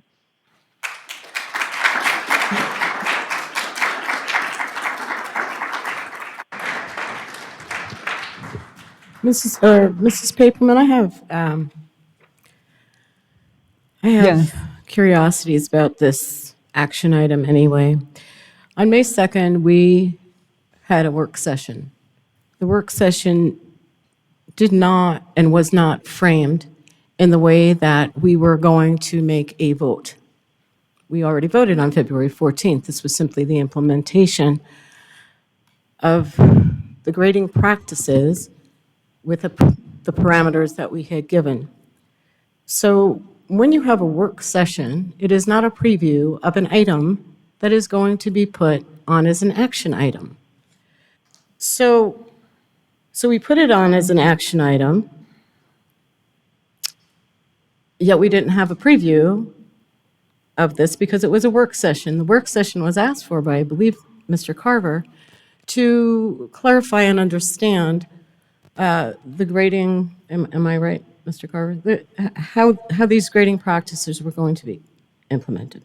Am I close? The purpose of my request was to remove hopefully the error of the previous board in which they just told the administration, make this happen, and then there was a huge misunderstanding on what this was. Right, so you want a clarification on how it was going to be implemented, the grading Right. practice, which is what the work session was. It said nothing that we were going to do a new vote on something that we already voted on. And I think that the public that we're always so interested in, the emails that I received said, hey, didn't know you were voting on that again. Had I known you were voting on that again, we would have gone to the work session or the study session, which was a work session. So to me, whether you like standard-based grading, whether you like grading practices, whether you like people to check things off and claim their information for a week, or you want somebody to be actually able to critically think, it's all up, that's not the point of this. The point of this is that it was put on the agenda in what I can tell you is a disingenuous way. Well, Mrs. Orwade, the governing board already has voted to have traditional grading. May 2nd is what Mr. Carver requested for this to be reviewed to see the transition. When I communicated with Dr. Finch, he said that I already voted for this transition, and that transition that Dr. Galligan was going to put in place is what the district is going to be, and a lot of teachers emailed and said that on Friday, the schools were telling them that they were going to do the presentation that Mrs. Galligan presented, and then I communicated with Dr. Finch, well, the governing board did not vote for this presentation. This was a transition just to see what it was going to look like, and I even requested for community members and staff to let us know, give us questions or concerns and email, which I got. So, and then the only way that Dr. Finch will agree that this is not that this was already voted for, that we had to put it on the agenda. Okay, so all of that's very interesting. That you did put something that we were voting on social media, which is almost like an open meeting law violation, perhaps. But my point is that whether or not 100 people emailed you about what their staff said because someone said something, whether Dr. Finch said whatever he said, your board, 3 people, I'm hoping 3 whole people, had no idea that this was going to be put forward as a vote. So we don't follow our process, we don't follow our procedures, and we wonder why people think we're a dysfunctional Well, board. if we had a So I separate- don't if- yeah. appreciate the lack of opportunity to actually do this as a vote with all of the background, and then, again, devalue all the hundreds of hours, again, of these highly trained teachers just keep wasting their time because we don't want Okay. to have a vote. Well, if the superintendent wasn't in subordination to the governing board where we voted for traditional grading, this wouldn't have been an issue, but Dr. Finch made his own decision to have the schools to put SPG. Mrs. Fisher. I want to be perfectly clear. On February 14th, 3 members of this board voted. So the majority of this board voted that the governing board approve to replace standards-based grading with traditional grading at all DVUSD schools no later than July 31st, 2023. What was presented Tuesday night was not that.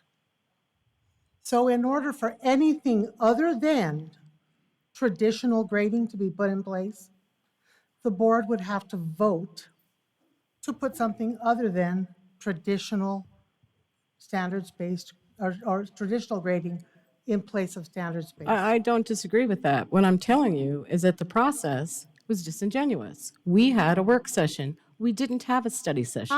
Ms. Ordway, I will agree with you. The process was absolutely disingenuous. Not on our part, however. It was on your part because you two make up the agenda. No, what occurred? Oh, yeah, you do. What occurred was that even though we voted on February for this exact, to remove standards-based grading, the district administration decided with a committee that they would go ahead and continue standards-based grading within the schools. And so the conversation was quite clear. And we can bring it again, you can go through whatever process you want, but it doesn't change the fact that this board voted to remove standards-based grading. And if administration wishes to continue to put standards-based grading into schools, they need an approval to do so. And perhaps that could have been part of the preview that we would have voted on at the next meeting. That's all I'm saying. So just keep on going with the meeting. At the next meeting, I would recommend staying for the whole meeting, and you can make that suggestion. Perhaps Dr. Galligan could correct some of the misinformation.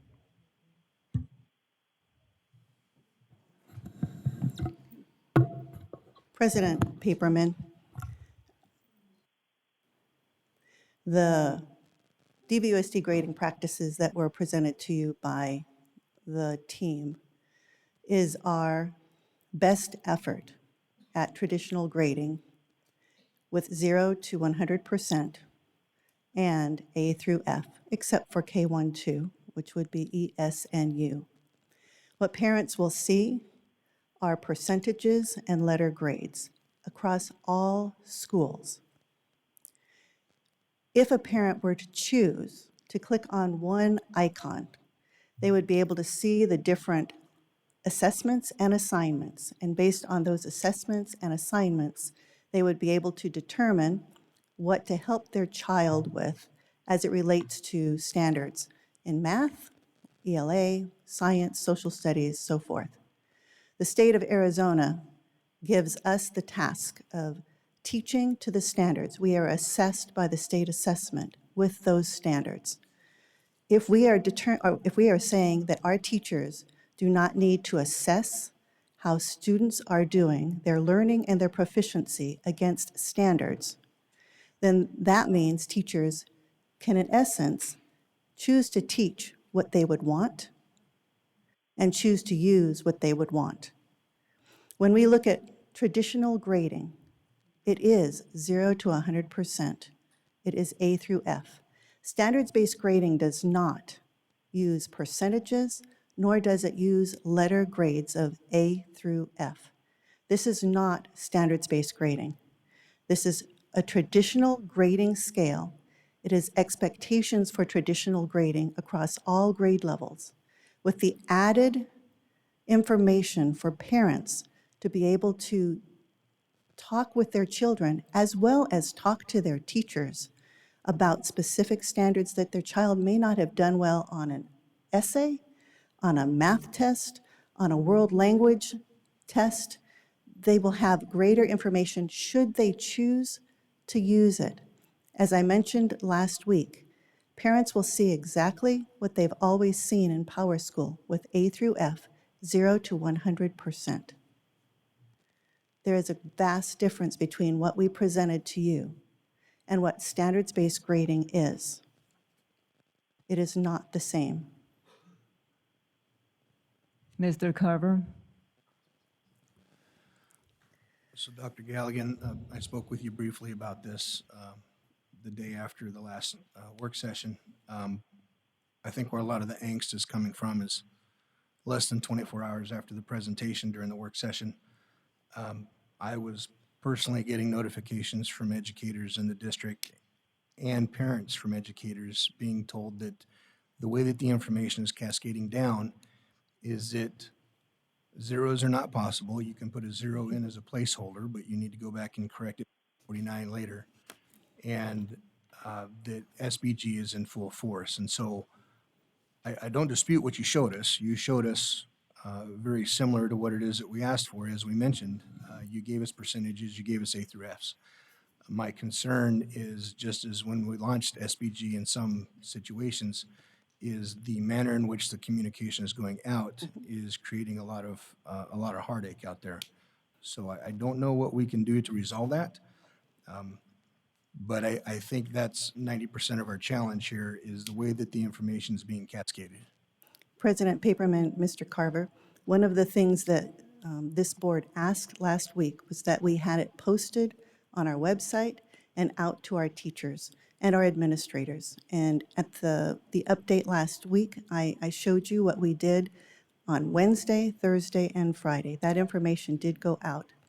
If you read information in that DVUSD grading practices, we have in missing work and late work that an assignment that is not turned in does receive an M, which is a 0, and then it transfers to a 0 at the end of the time. So I'm looking at page 9. The assignment will be marked with a missing special code in the gradebook. A 0 will be entered as the score for the assignment in the gradebook for grades 3 through 12. I think where some may have said, well, that's not exactly what you're saying, because it also said, no evidence will be entered for the standards attached to the assignment. So remember, we're giving a grade, and we're also determining proficiency. If the work is submitted as late work, the 0 assignment score will be changed to reflect the student's actual score. So if the student turns that work in, they will get full credit for showing what they've learned or what they have not learned yet. It's this next statement that I think may have caused some of those questions. If the work is not submitted as late work or does not meet conditions for late work, and there are specific conditions for elementary, middle, and high school, the score for the assignment can be changed from a 0 up to a 49% dependent upon the school's processes by the end of the term. That doesn't mean that a 0 will become a 49%. In one of the earlier updates that I gave you after February 14th, I did indicate the number of schools that have been using 49% for the last 3-5 plus years. Some of those schools have been using 49% for over 10 years. That becomes a leader, a campus leader, working with their team decision. But we felt it was important that we valued what we had been given, that a 0 to 49% was for no evidence. So I think that may be where some of that confusion is coming from. But if you've read this, we have laid out very specifically that 0s are entered into the grade book. Mrs. Fisher? Dr. Galligan, I will tell you that a lot of teachers actually have my personal cell number. So most people can't get me at work, but there's a lot of teachers that can. And I will tell you that I don't know what correspondence went out. And I actually did send in an email asking what correspondence went out, because I was contacted by teachers. Teachers in tears, teachers furious, yelling at me. Teachers who just said, you know, I know that you can tell me the truth. So I don't know what went out, but what was communicated was that they were told, this is the situation we're in. We are going to have to proceed this direction because it's what administration is doing. And they were very specific that they were requiring a minimum of a 49. They were requiring, so I did ask the question and was not answered. I did ask the questions that I thought I needed to get the answers and did not receive them. So if as a governing board member, I can't get clear answers, teachers are obviously calling me so they can't get clear answers, how on earth can our parents ever understand? And honestly,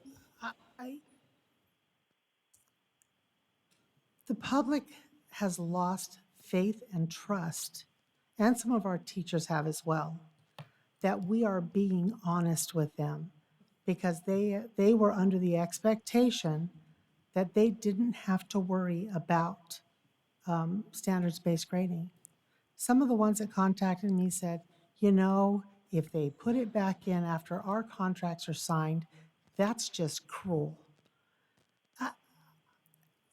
This whole situation, the multiple board votes that ended up not being what they thought they were voting, or individuals saying, well, that's not what's really happening.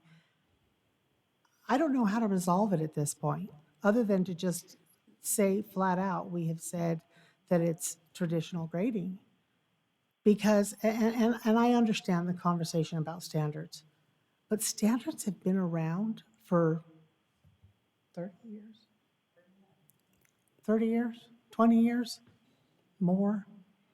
And teachers have always taught to the standards and still done traditional grading successfully. And so I find it hard to wrap my head around it. I spent years in PLCs, and PLCs were groups coming together, math teachers, working through issues and problems. I sat in a science PLC one time. I was like, you know, I have this kid. They're just not getting this. What strategies did you use? Oh, well, I've been doing this. And these teachers were collaborating about how to help that one student or those groups of students. That's what PLCs always was.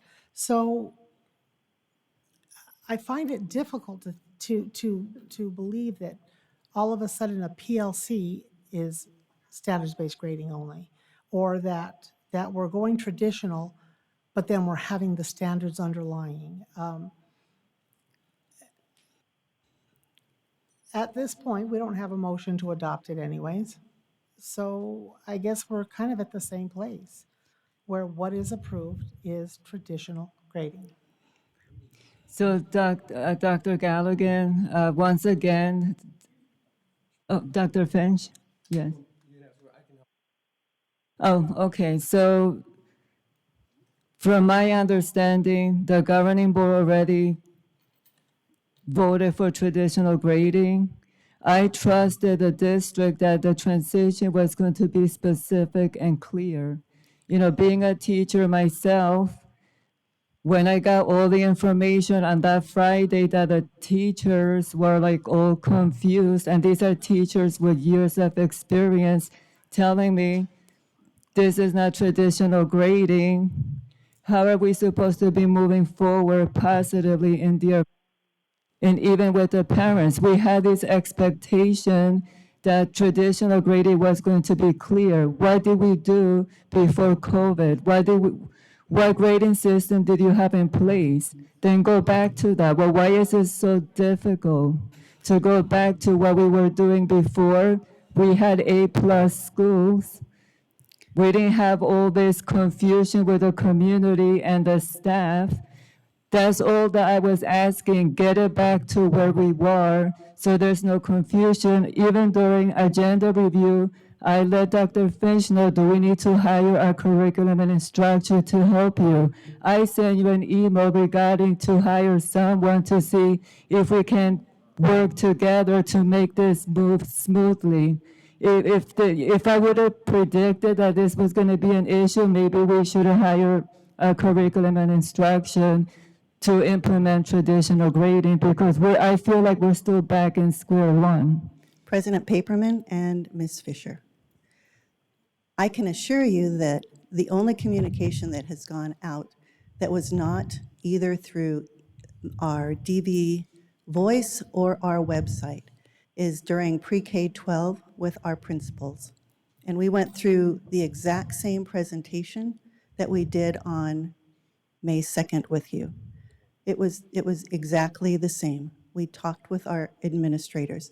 They had questions, and we did our best to address them. They, of course, want to do their very best. When we look at traditional grading, President Paperman, for the last 20 years, our schools have not been doing unified grading. They have been different across schools, across classrooms in our schools. Some have used different ways of looking at standards or not using standards. They just put an assignment out, and the standards aren't necessarily the draw. So what has been presented to you is a traditional grading scale that does value the work of a standards-based mindset and the PLC teams. The PLC teams come together and they look at 4 specific questions. We've talked to you about those questions.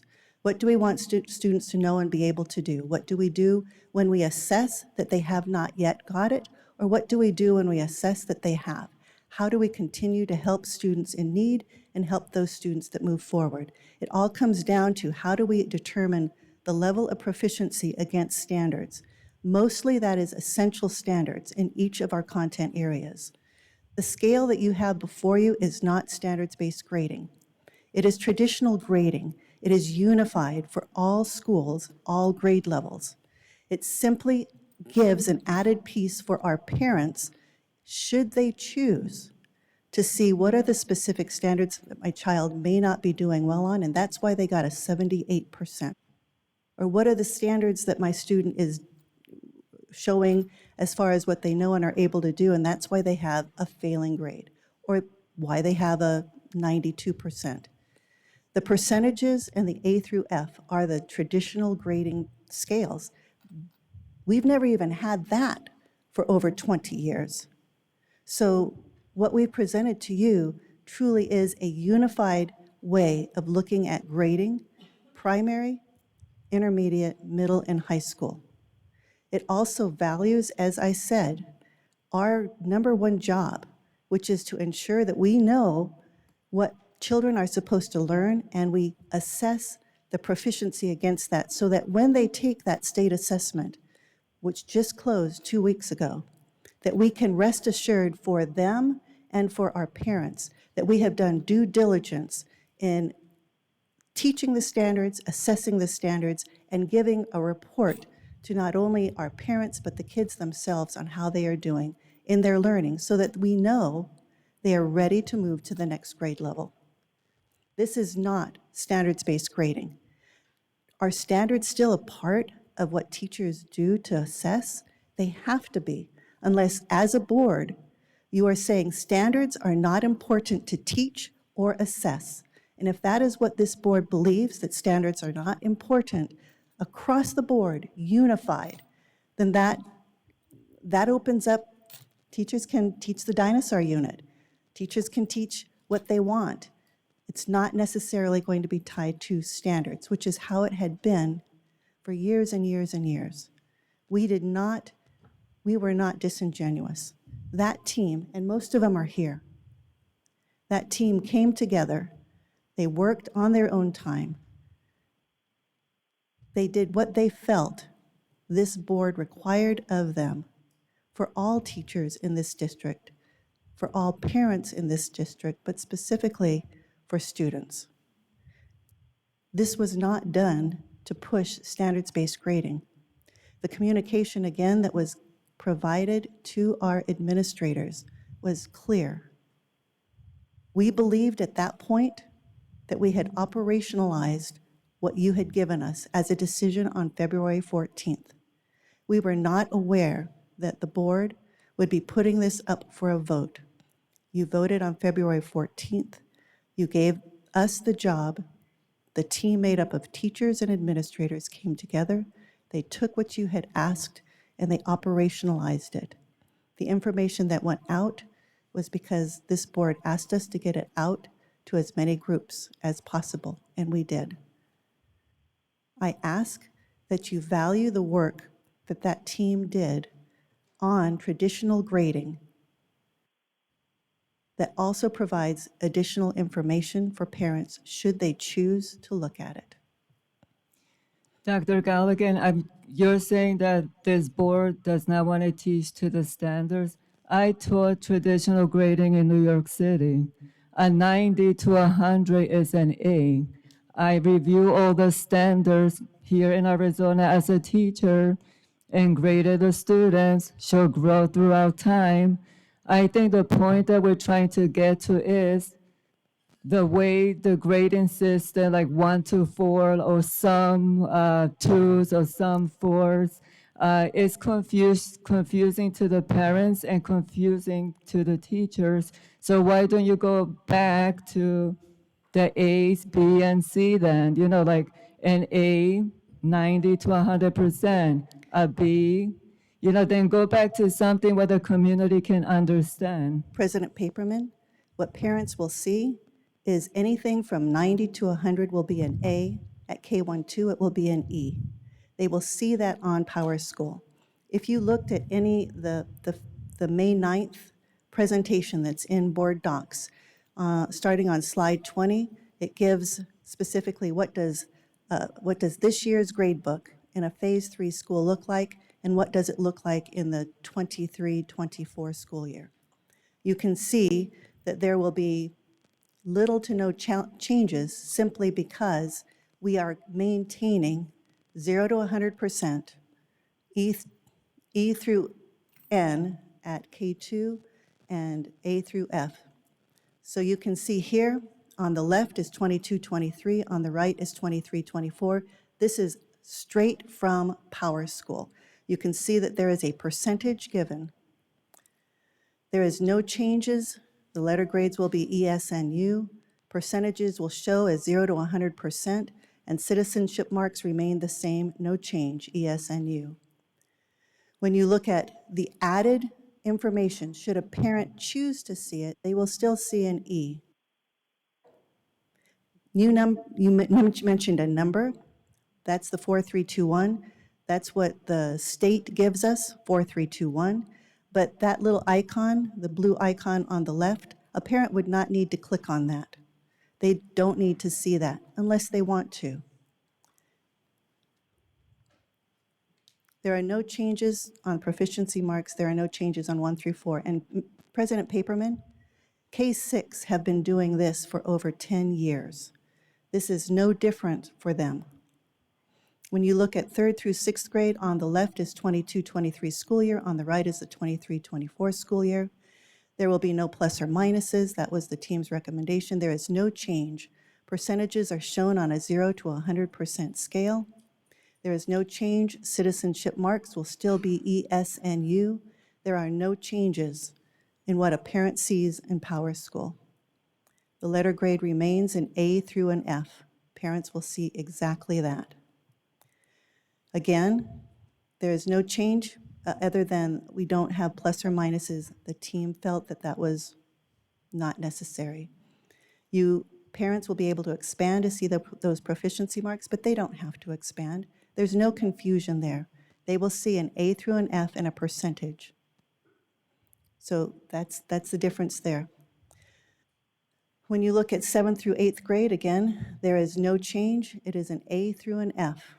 Parents will see A through F, and they will see a percentage, 0 to 100%. There is no change. The citizenship marks for 7th and 8th grade remain in ES and U. Again, parents can choose to expand to see proficiency marks, but they do not have to. They see those same proficiency marks on state test information that they get in August. There is no change in those areas for our Phase 3 schools. Percent and letter grades for each assignments are shown. They see those same things that the board asked us. In 9th through 12th grade, they see A through F. They see 0 to 100%. That is traditional grading. There is nothing that is different there that would be confusing to a parent. What you'll see here is, again, parents can choose to expand to see those proficiency marks. They do not have to if they don't want to. Those have been available to all of our campuses should they choose to use it. No Mrs. change. Oh, I'm sorry. Go Are you not ahead. done? Ms. Paperman, can I ask a question? Yes, Mrs. Orwin. So maybe part of the confusion came from, because I just thoroughly read, and I guess I should have read the wording. On the executive summary, it says on February 14th, blah, blah, blah, blah, blah. At the May 2nd governing board work session, administrators presented a proposed grading process to the board if approved. and it's called a hybrid. Do you refer to this grading practice as a hybrid? President Paperman, Ms. Ordway, the team did not consider it a hybrid. Okay, It is traditional. So just real quick. So I think maybe that might have been part of the confusion because it says it's a hybrid when indeed it's not. I mean, you're using standards because that's what we do in Arizona, and where we have new grading or tighter grading practices that are the same as they were, but with fidelity across a district. Is that close to what you're telling me or what I'm looking at? President Paperman, Ms. Ordway, the team believes that what we presented is traditional. I would respectfully ask what part of the 0 to 100% A through F is not traditional grading? When you look at, all you saw before was phase 3 schools. When we look at phase 2 schools, everything changes. Phase 1 and 2 schools, everything changes. It's not standards-based grading. Mr. Carver? Okay, so to my fellow members on the board and Dr. Galligan, so the fact of the matter is that the board voted to remove standards-based grading. We can all agree on that. The other fact of the matter is the administration needs a direction to send the educators so that we know how to grade starting the school year next year. Unified grading, that's what we would hope for, yes, sir. Unified. And I don't know, I'm kind of new at all this political stuff, so I'm probably going to hurt myself here, but I believe, and hopefully this doesn't prove out to make me look foolish, but I feel like the 1 through 4s are a tool for the educators and for parents to understand what idea the child doesn't grasp. When I said that your committee met our request, you did. We asked for A through F and 0 through 100. And as I backed that statement up with, I reminded everybody that the community is not going to get it, what it is that you're presenting. What they want to know is that 8 out of 10 is 80%, it's a B, end of conversation. Through conversations that I've had with you, I believe that's still what we're looking at, but that there's extra work done behind it to show what are those 2 questions that the child didn't master that ended up getting it wrong that caused the 80%. President Paperman, Mr. Carver, that would be true. Okay, so, I mean, we could chase this dog in circles all night long, but you need direction. The board has voted to remove standards-based grading. So at the end of the day, if I were to break this down as simply as I could, standards-based grading doesn't exist in Deer Valley Unified School District moving forward. And if it does, that's a policy issue that needs to be addressed with either the educator that doesn't understand which direction we're going or the administrator that's giving the bad direction. And at this point, we need to give you and your team an idea of what it is that you can do.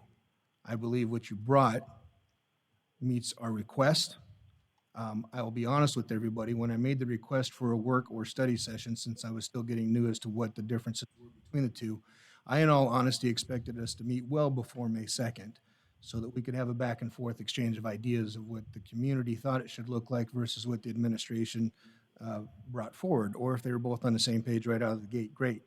That didn't happen, and I wasn't in a position to make that happen. So education for the future, I suppose, on my part. And now we're in a position where we don't have the freedom of back and forth exchange because, in all honesty, we're running out of time. Y'all need to know what it is that's expected of you moving forward. So if we just look at this from a fact-based point of view of the things that have happened, standards-based grading doesn't exist anymore. The community didn't want it. It was removed. The administration was asked to show us what 0 through 100 and A through F looks like going back as we'd gone down the SBG path a certain distance. You brought that to us. As long as we all agree on the facts, I could agree that this is a good way to move forward. So Mr. Carver, do you want to make a motion? Mrs. Fisher, you have something to say? Oh, Actually, I do have one comment left to make. You've asked us to respect the committee. I'm going to ask you the same thing. Respect all the teachers in this district. We keep talking about the parents, we keep talking about community. Majority of who contacted me was neither. It was teachers. It was teachers saying, I can't survive this. I cannot continue to teach under this. Are you aware that this is a hand select committee that was the original committee? Are you aware many of us who submitted are not included, were not included, or excluded? So I'm asking you to do the same. How many people are on the committee? Yeah, President Paperman, Ms. Fisher, there were 26 members, and hold on one second. There were 37. How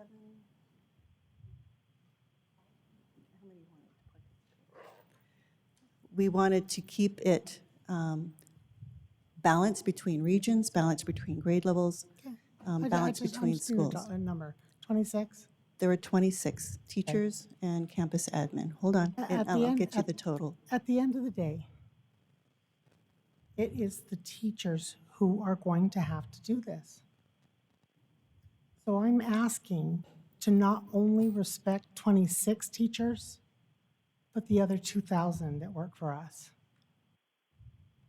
Because if we have voted to do traditional grading, that vote is done. If when this hits the campus, it is not traditional grading, we're going to be in the same boat next year. All hell will break loose, and not the 26 teachers, they will be happy.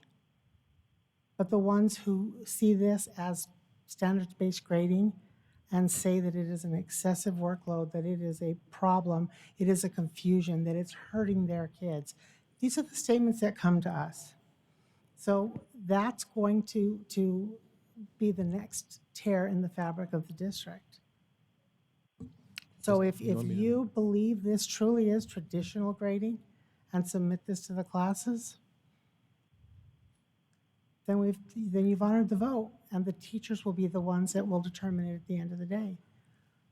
But come August 15th, when they're screaming at the top saying, we are buried in standards-based grading once again, then we're going to end up back here. President Paperman, Ms. Fisher, I appreciate your comment. And yes, we will continue to assess and reassess. Our teachers are one of our most valuable groups, as we heard earlier. Want to ensure that they have the supports that they need and that they are also moving forward with that standards-based mindset so that we can support children, so that we have rigorous and high-level learning in our schools across every classroom. Thank you for reminding me of that. thank you, Dr. Galligan. I just want to make sure that the community, parents, and teachers understand this is traditional grading. So just like Mrs. Fisher says, we're going to hear what the results are once this grading system is put in place. If we need to come back to the drawing board, then we will come back to the drawing board. But once again, I'm announcing that this is traditional grading according to Dr. Galligan. Go-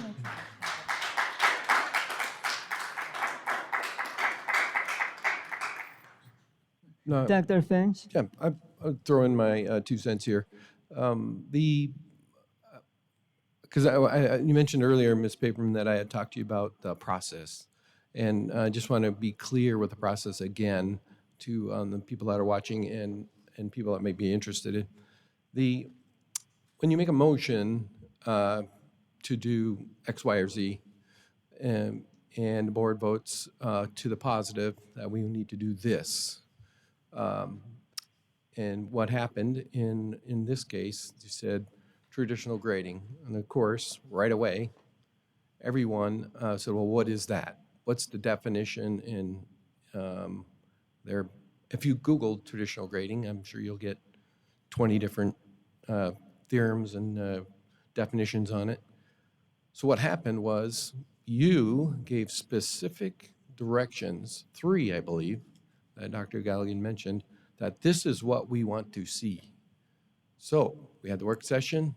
Well, actually, the team went, rolled up their sleeves, and did those 3 things. They gave the presentation at the work session. Board member said, that's exactly what we asked for. We vote to fix these 3 things. And it was really based on the principle of communication, so a parent can understand, can I, should I, when should I, or should I not help Johnny get caught up or extend his learning. So that's the whole premise behind it. It's a communication tool to the parent to make sure that they know when to help. So they did what you wanted. So the way, as I was explaining, the way, if you wanted to remove it, this recommendation or this practice, you would have to make a motion. You have to get 2 board members to agree to put it on the agenda to remove the grading practices system. It is in a positive manner, and you have to remove it if the board gave directions and they completed it, and as board members stated, they did exactly what you wanted. So I also agree that we'll continue to refine it. We'll continue to work on it. Communication is key, as Mr. Carver suggested, and we will know as we run it next year, as the parents view it and see the percentage, then it'll make a lot more sense. So they are, I think part of the confusion was the complexity of our the grading practices manual, because that's how our system is highly technical, and everyone wants to know what's going on right away. But we have yet to see the system work. It will accomplish those 3 things that you requested, and we can always come back next year if it's not, if we are not communicating effectively with the parents on how Johnny or Susie is doing. And I think the good news is it will be effective. I'm counting on it, and it will complete what we are trying to do, communicate with the parent on your student.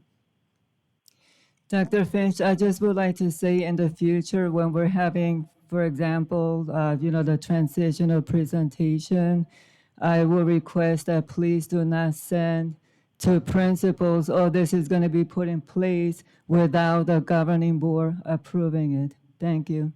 I have one more comment. I just want to be clear.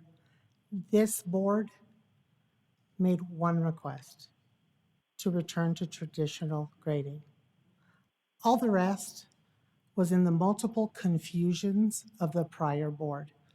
The one grade, meaningful grade, that was Ms. O'Brien.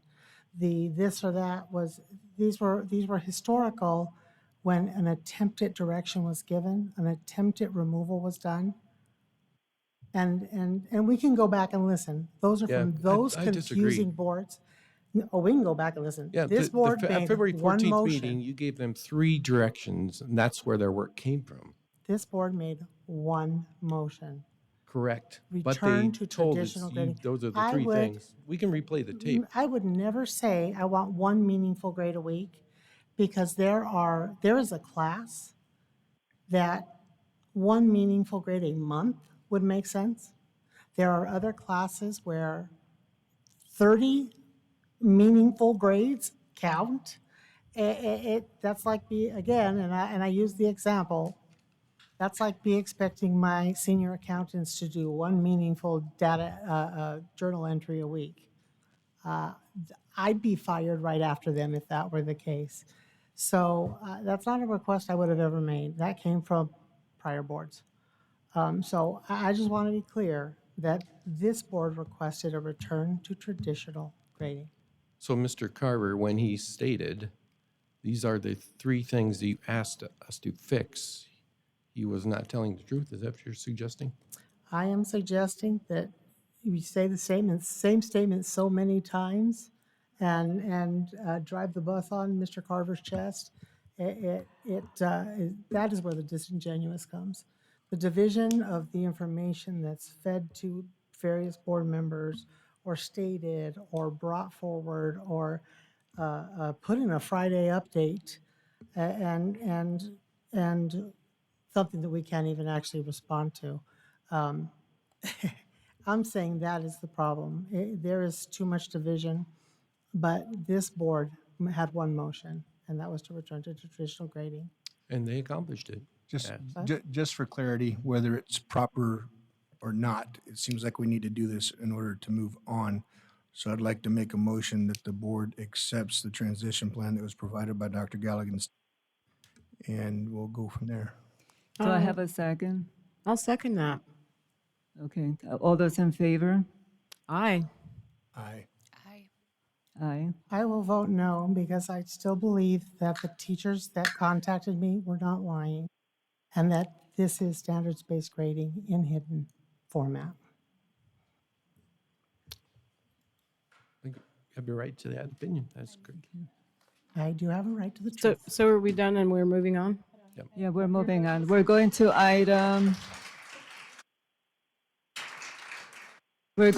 action item B. Approve employee proof. Are we ready? Okay. Okay. We'll move to item action B, approve employee professional development out of state. Mrs. Fisher, can I get a motion? I move you approve out-of-state travel. Second. For a second. Any presentation on this item? No? Okay. All those in favor? Aye. Aye. All that opposed? Nay. Aye.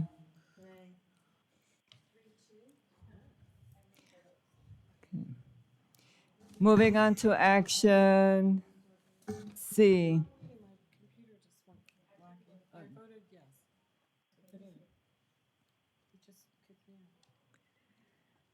Approve to action C, approve addenda pre-approval.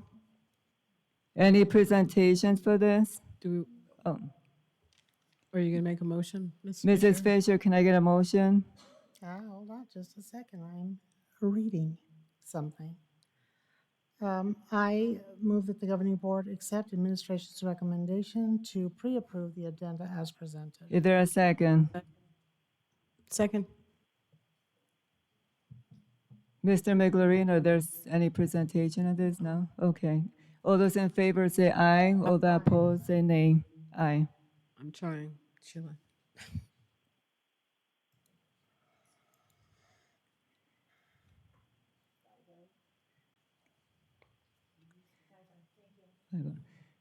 Moving to action D, award a job order contract, JOC with Skyline Builder and Restoration, Inc. for the addition of restroom at Paseo Hills and Desert Sage Elementary Schools and the restroom renovation at Sunrise Elementary School for the Head Start preschool program. Can I get a motion for this item? I move the motion she just made. Is there a second? Second. All those in favor? Oh, you have a question? Okay. Mr. Can Carver. somebody clarify for me, are these brand new restrooms for the Head Start module, or are they? Yeah. President Paperman, Mr. Carver, so a combination of two of the campuses would receive additional restrooms added to existing classrooms, and one of the campuses is getting a restroom renovation. So Desert Sage and Paseo Hills, we are adding bathrooms in existing classrooms. At Sunrise, we are renovating the existing bathroom for the Head Start students. And I may have read too much into your question. This board did approve a Head Start building at a previous meeting. That was pending City of Phoenix approval. The City of Phoenix has still not approved that building as of tonight. So these are separate from the building that was previously approved by the board, if that was any relation to your question. All those in favor say aye. All that oppose say nay. Aye. Aye. Moving to action item E, adopt the fiscal year 2022-2023 expenditure budgeting revision number 2. Can I get a motion for this item? I move that the governing board accept administration's recommendation to approve the revision of the 2022 annual financial report. Is there a second? Oh, That's the report. I'm on the budget. I move that the governing board accept administration's recommendation to approve the revision 2 of the fiscal year 2022-2023 expenditure budget. I'll second that too. Mr. Miglorino, there's a presentation on this. President Paperman, members of the board, Dr. Finch, this is just in alignment with what we previously shared with you during the public hearing, so no additional presentation. All those in favor say aye. All that oppose say nay. Aye. Aye. Moving to item F, approve the revision FY22 annual financial report. Can I get a motion for this item? I move that the governing board accept administration's recommendation to approve the revision of the 2022 annual financial report. Second? Any presentation for this? President Paperman, members of the board, Dr. Finch, just briefly, this is to correct a clerical error in the annual financial report. It's unusual for us to have to revise the annual financial report, so this is not typical, but this will correct an error in how we classified some of our special education funding with this revision. That's the only change in the AFR. So just a clerical correcting error that we want to get correct. All those in favor say aye. All that oppose say nay. Aye.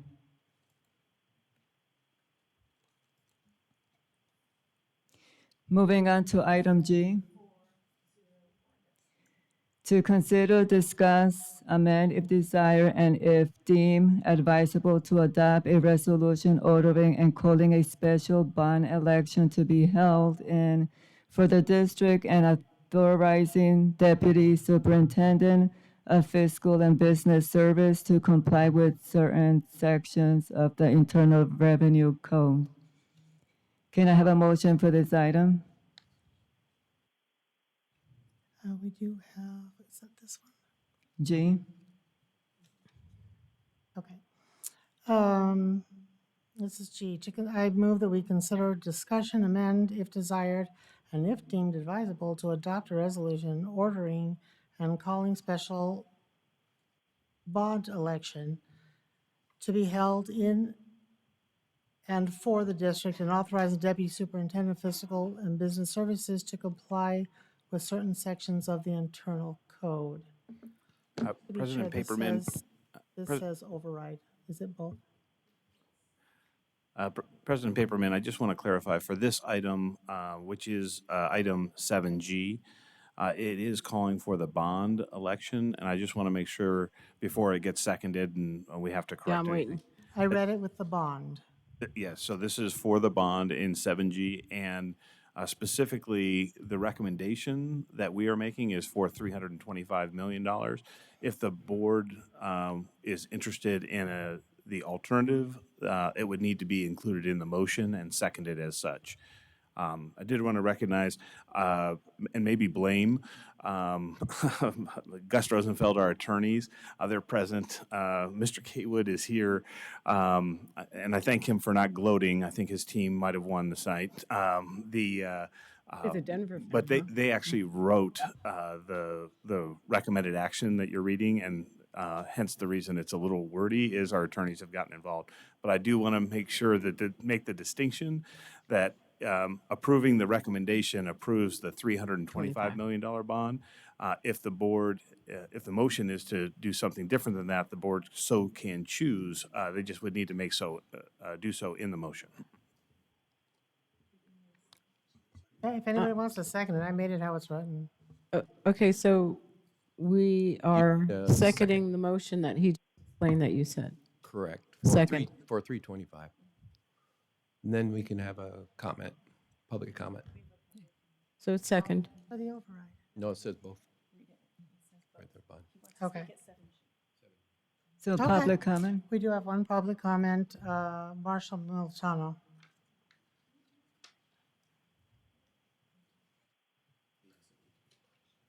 I know. Well, I thank you for the opportunity to speak before the board tonight. President Paperman, my name is Marshall Militano. President Paperman, governing board members, Dr. Finch, and honored guests. I'm here tonight as a former employee of 15 years in Deer Valley. I remain an involved community partner, a father of 2 children who graduated from Deer Valley, one of whom is a teacher at Mountain Ridge.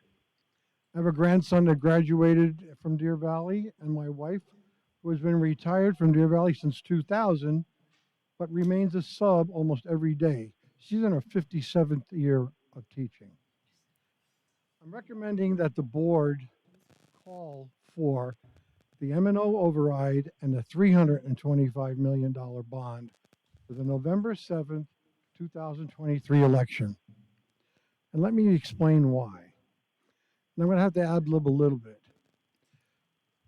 The expansion of vouchers is going to kill public education in Arizona as we know it. It's already hurting our districts. It's going to explode to $1 billion, and we know it. Thinking anything different is a denial. So we need to continue what we've been doing at Deer Valley if we're going to remain extraordinary. And I pray that we do, and I know that we can. And I know that we'll get the support of the community if we message it so that they know the need and the severity of this funding, the need of this funding. Deer Valley is continuing to grow, and the need for an elementary and a high school is ever present. We need to plan for those schools now and the needs of the entire district. If the teachers are going to enjoy, if all educators are going to enjoy what pay raises we can give them today, that kind of gets put on hold if we don't get the M&O passed. But we got to get it on the ballot first.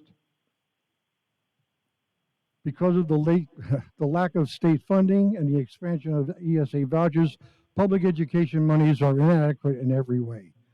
Therefore, if we do not raise the needs, meet the needs of our students, thank you for your time. Thank you. Any questions, governing board? I actually do. Mrs. Fisher? Okay, so this is specific to the bond, not to the override, since that is the item before us.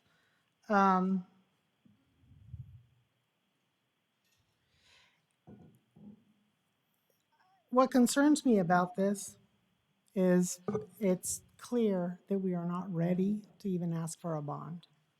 We don't know what schools we may or may not build. We do have schools that are extremely under-enrolled. We do not have a clear plan with what buses that are needed or what is needed or where it's needed. And it looks to me, and I've been through several bonds and overrides. I've actually set them up, ran them, and done the sale. So I am familiar. And one time I was at a meeting and someone said, we bond to avoid rip the Band-Aid off for our tax base. So if we continue to always have a bond and always have an override, that means we're always putting that excess debt. And so while we can show that we're reducing the debt a little because we're defeasing the bonds or because we are making additional payments or an aggressive payment schedule, it doesn't change the fact that if we didn't have that bond or override's a little different, we'll hit that later.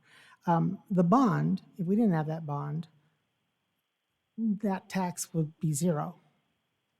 And zero, a 10 cent or whatever on, when you start putting it, it's on the valuation. And I get you said that it was a 5% allowed for the increase, but a new build is already at $500,000 these days. So I don't understand, and if you can help me to understand, Mr. Miglerino, why we're seeking a bond right now when we're not really even sure what that bond is for. Now, the override is different, but the bond itself, we have not, in the past when we voted to put a bond on, I was happy to do so because we had looked at the schools, we had looked at the enrollment, we had schools that were under enrolled, but we could see the movement, we could see all that. Well, we're not seeing that now. We're not, we're elected to make a significant decision for our community, the taxpayer.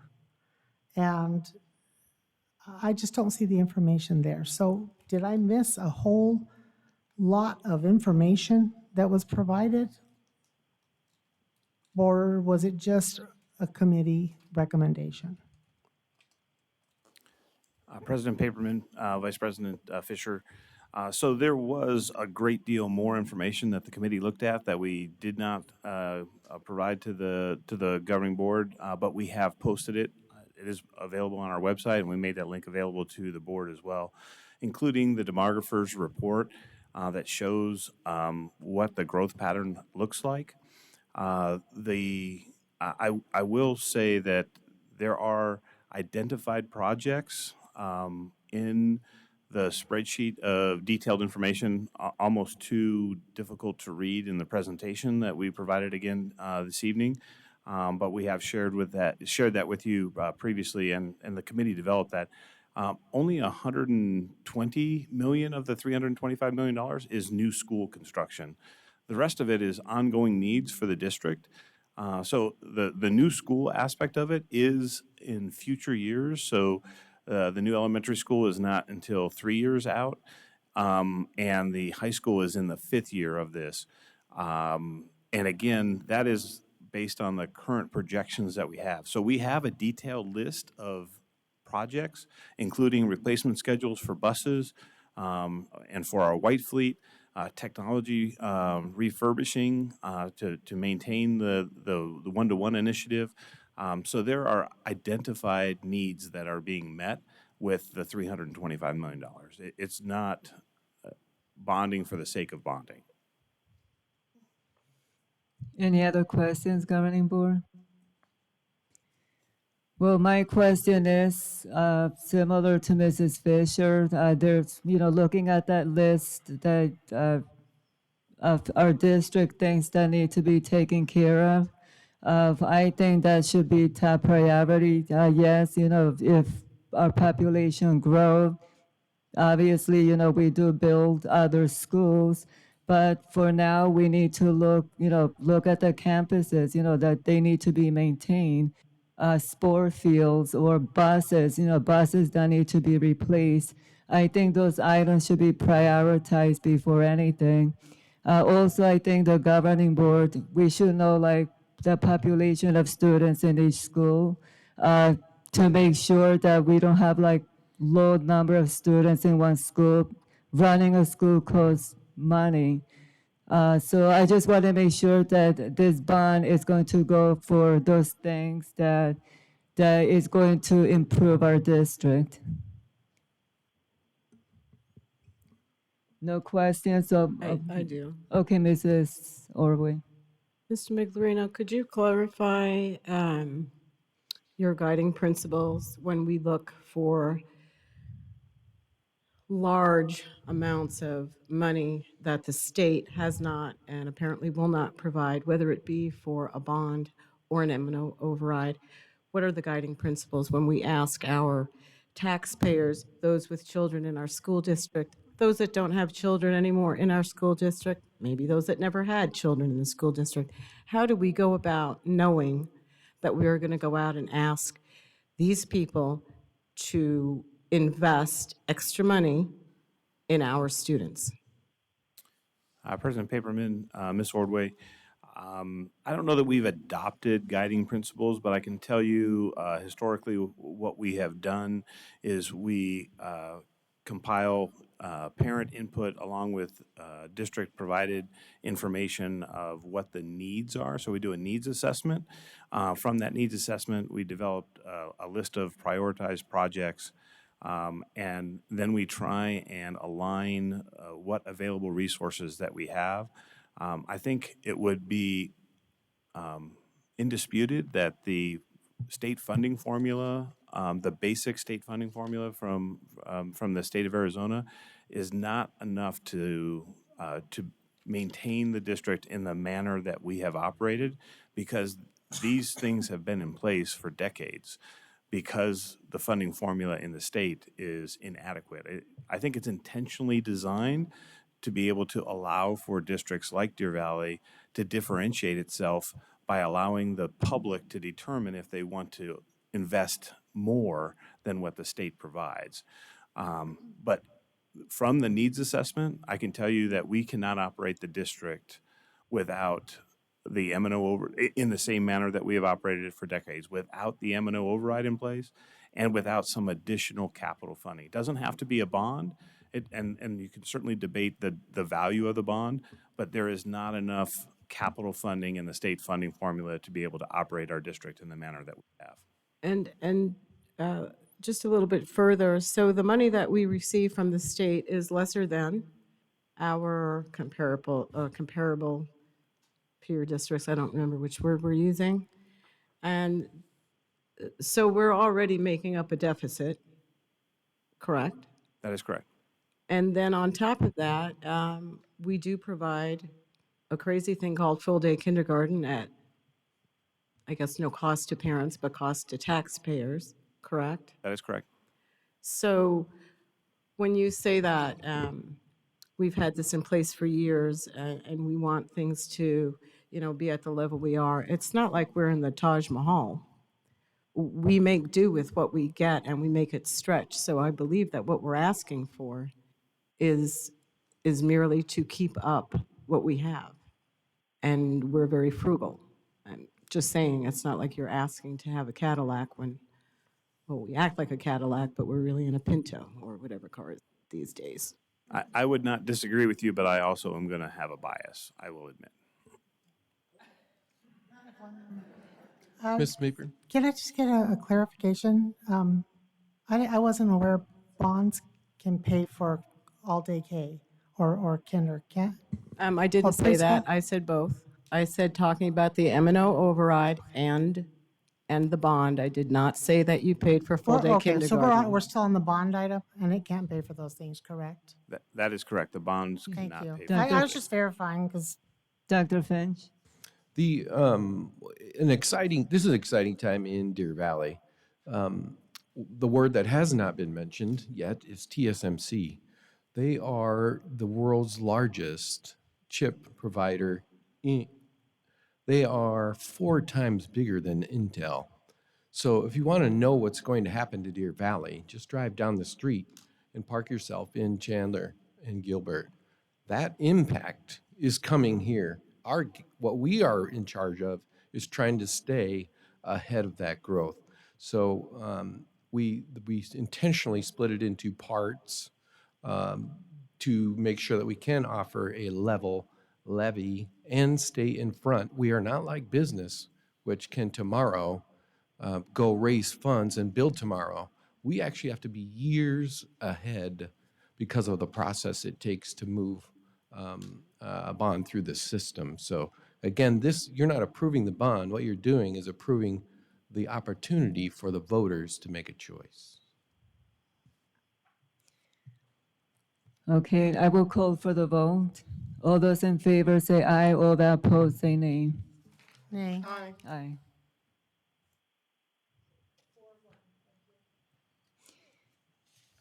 Moving on to item H, can I get a motion for item H?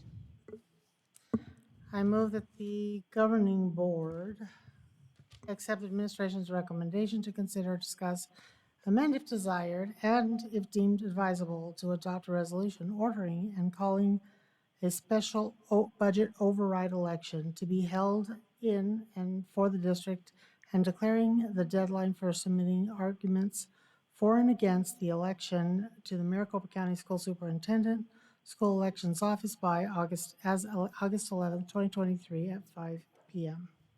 Second. Mr. Miglorino? President Paperman, members of the board, Dr. Finch. Again, this is an item to continue the existing 15% M&O override as has been discussed at length. I think it is worth noting this one difference between the bond and the override is the override does provide the opportunity for a pro statement from the board collectively. And so that is something that we will bring back at a future meeting for some action, and it needs to be prior to that August 11th date. I mention that because, depending on the timing of board meetings and the limited number of board meetings that we have during the summer, that needs to be considered sooner as opposed to later. Any questions? All those in favor say aye. All the opposed say nay. Aye. Aye. I want to just clarify my vote. I am voting aye only because at this time I recognize that a cut to our staff would be extremely difficult and detrimental. However, I do hope that we take a look at the extremely top-heavy administration and consider making adjustments so that we're not in this situation again in the future. Do you have I any will- data to support that? I will vote aye at this time. Absolutely, I do. You I'd think- love to see that. You make more than the governor. Moving on to preview item number 8, preview certified and classified negotiation tentative agreement for 2023-2024, number 72, pending. Wait, I can't see that. Ratification by the Employee Association. This goes to Mrs. Muffin. Good evening, President Paperman, governing board members. Tonight, we're presenting to you two different negotiated tentative agreements, one for classified. Before I jump into each agreement, I want to make sure that I review the process per request by Mr. Carver. So we'll go through this quickly, knowing what the time is at this point in the evening. But we will pause at any time that you do have questions. So per governing board policy GBB, the governing board made the decision in October of 2015 that it would recognize these groups as negotiating parties. The governing board and our guests today probably do understand that in the state of Arizona, we are a unionized state, but it has always been important in the Deer Valley Unified School District and to all of our governing boards that we do engage in a process of negotiation and that we honor our employees.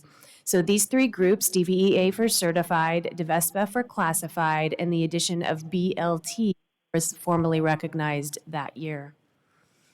Also, as part of GBB, the governing board is interested, you'll see the policy specifically outlines that there is from the board for employees, and it does permit us to engage in this process.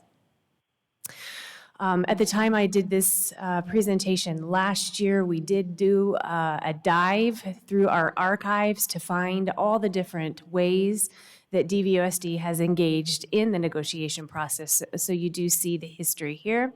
We did used to have traditional bargaining. We then moved into what is called meet and confer. And then the board referenced the interest-based negotiation process that the district did used to use. And it was a very stressful time when DVUSD utilized that process. In our archives, I found that we were notated in the newspaper, and it was routine that we would need to have police officers present because it could get difficult, and it was long. And so the board at that time, as well as all the employee groups, asked that the employee groups work with human resources to identify a new process and it was adopted as the NST process. So I'm going to walk you through that. The NST process is broken into two different groups. Mr. Miglerino leads the budget group, and that manages the salary and the benefits. You are also aware that there is a subcommittee of that group, and that group manages the benefit recommendation. And then there is another group, and that's the language group. And that group evaluates employee rights in terms of employment. And there's a classified group and a certified group.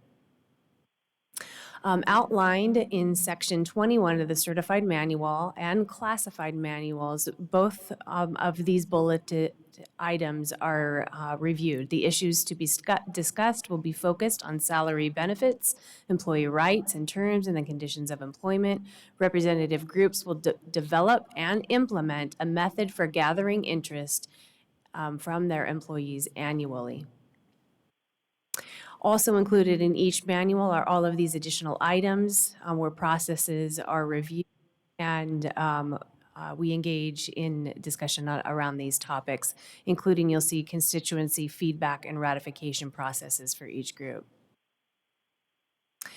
The teams are comprised of the following. For the budget group, 3 district representatives, and I should note this did change last year with the board's direction, so we have additional members on this team. 3 district representatives, and then there was one additional district representative that did not currently exist. And then 3 BLT members, and in addition to that, 1 alternative. And it's important to note that in the BLT group, building level administration is represented by them, and each building level administrator is a BLT member. And that is why it's important for us also to have the district and exempt representation on this team. There are 3 DVEA members. In addition to that, 1 alternative and 1 non-DVEA member, and 3 DVESPA members, 1 alternative and 1 non-DVEA member. The classified group, and sorry, this doesn't look like it's in alignment. It got jumbled when it transitioned to a PowerPoint from slides.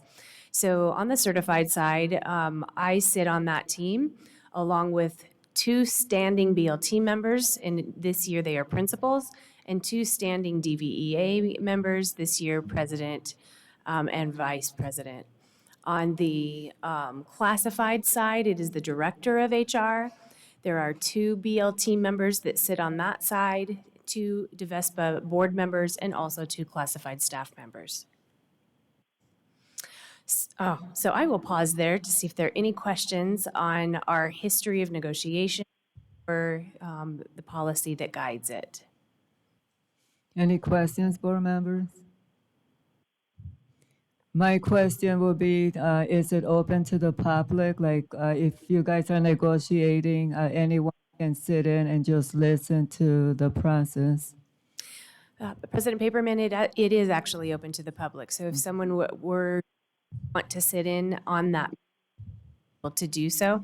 Okay. We do not, however, publish when we are when we are holding the meetings, for example, the language meetings, or invite people to come in.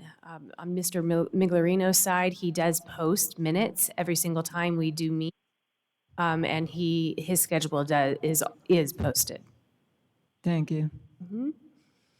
Okay, so Mr. Kilman, he's our DVEA president, as you know. So he and I are going to move through the certified portion of the tentative agreement. You have the tentative agreement located in front of you.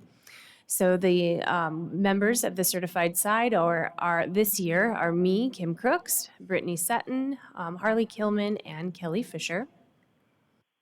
On the classified side, Mr. Huria will be coming up, as well as Mr. Lund, to review the classified tentative agreement. You'll also see that Brad, principal representative, Mr. Utter, Eric Hackenschmidt from graphics, and Jeff Kingsley from transportation.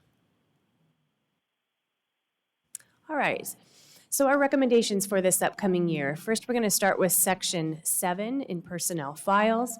We're making the recommendation that we change the wording of working file to be called site-based discipline file.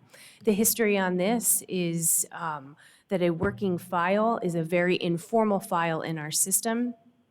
The other thing we wanted to make sure was understood was that if an employee received informal discipline, and in our system, informal discipline is a written record of a verbal warning or a written warning, that in our history, that level of discipline would sit in an administrator. And if the administrator left, that file went with that administrator. You could imagine that that could be not good for the organization and not good for tracking discipline that has been received by an employee. So instead, we will have a site-based discipline file. So if an employee was to receive informal discipline, it would be recorded there. If an employee receives a reprimand and hire will go into the personnel file. And it is possible that if an employee were to receive a reprimand and they had discipline in their site-based administrative file, that discipline would go with that reprimand to the personnel file. That is what we have always practiced in reference to going to the personnel file. We also, in this section, updated all of our language to reflect current practices as far as them being electronic. Those, that language had not been updated in a very long time. And then you'll also see throughout the manual, or at least in these sections that we addressed, we changed the word teacher to employee or certified staff member to reflect all employees that are covered by this negotiated agreement, not just a teacher specifically. And then in section 9, disciplinary action against employee, we updated a written record of to the verbal warning because it simply said verbal warning, and we need to be very clear that a verbal warning doesn't count. Only a written record of a verbal warning would be documentation. And then we also changed language on number 3, letter D, letter I underneath the D to reflect any informal discipline, as it's not limited only to written warnings. So again, any informal discipline would go to the personnel file.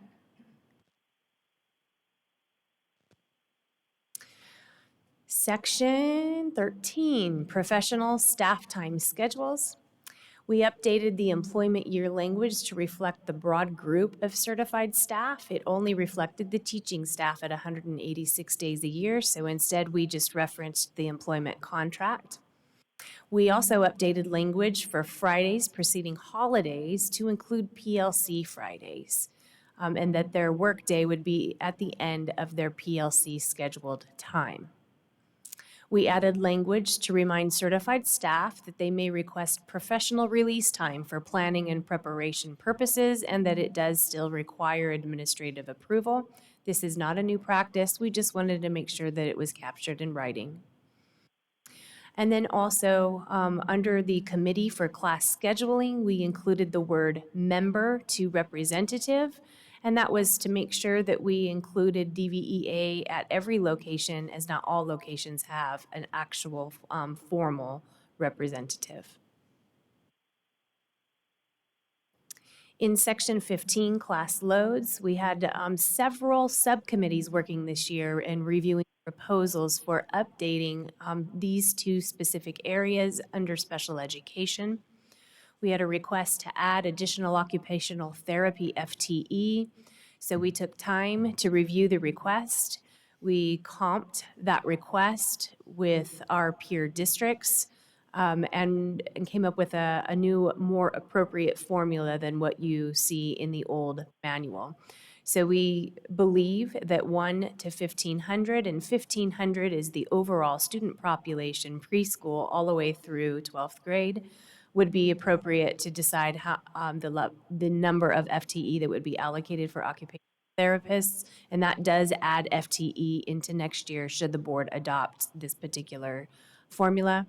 Psychologists, the old language read 1 to 1,200. We have allocated well over that 1 to 1,200 over the last several years because we have needed it badly. So we updated this language to include preschool instead of just K through 12, and we added the ratio of 1 to 900. We will continue to review the psychologists into next year and believe that might be recommending 1 to 800 next year. And this also allowed us to add psychologists for next year as it is needed. Okay, in our substitute section, only two adjustments. We removed the word teacher again and replaced certified employees. And then we also added, if appropriate, for the site to add an absence for an employee. The previous language made it sound as though it would occur.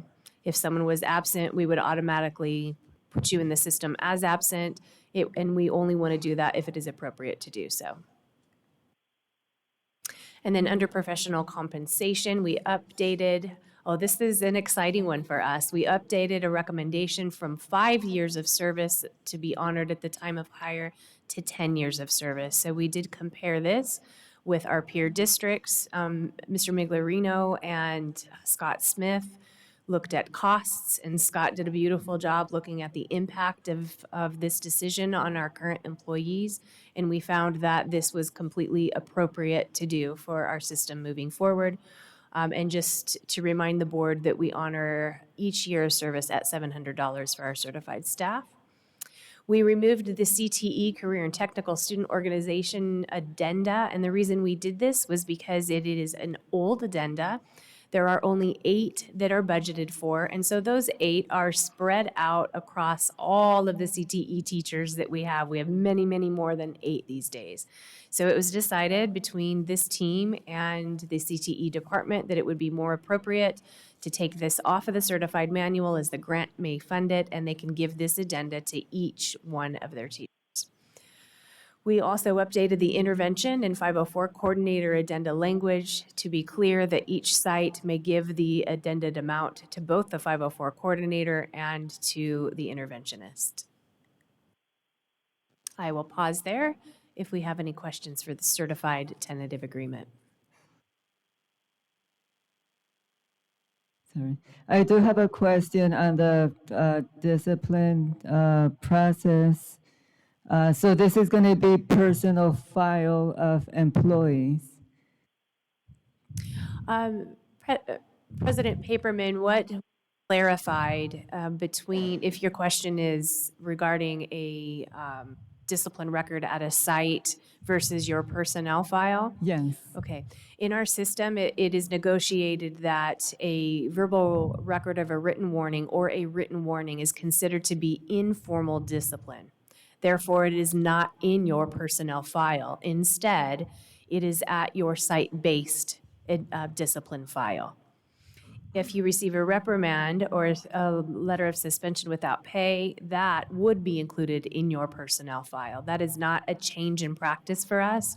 What is a change in practice is that if our administrator leaves, the discipline does not go with them. It stays with the organization so that we have the employee's discipline history. Another question, since this is site-based, so with any discipline, is there a process of representation? Yes. Okay. That is also outlined in the certified manual. There is a process for representation at the formal meeting for all of our certified staff. Okay, thank you. Any questions, Governing Board? Thorough job. That's all I want to say. Thank you very much for going over the changes. Okay, and Mr. Haria and Mr. Lund are going to pop up here and go over the side section.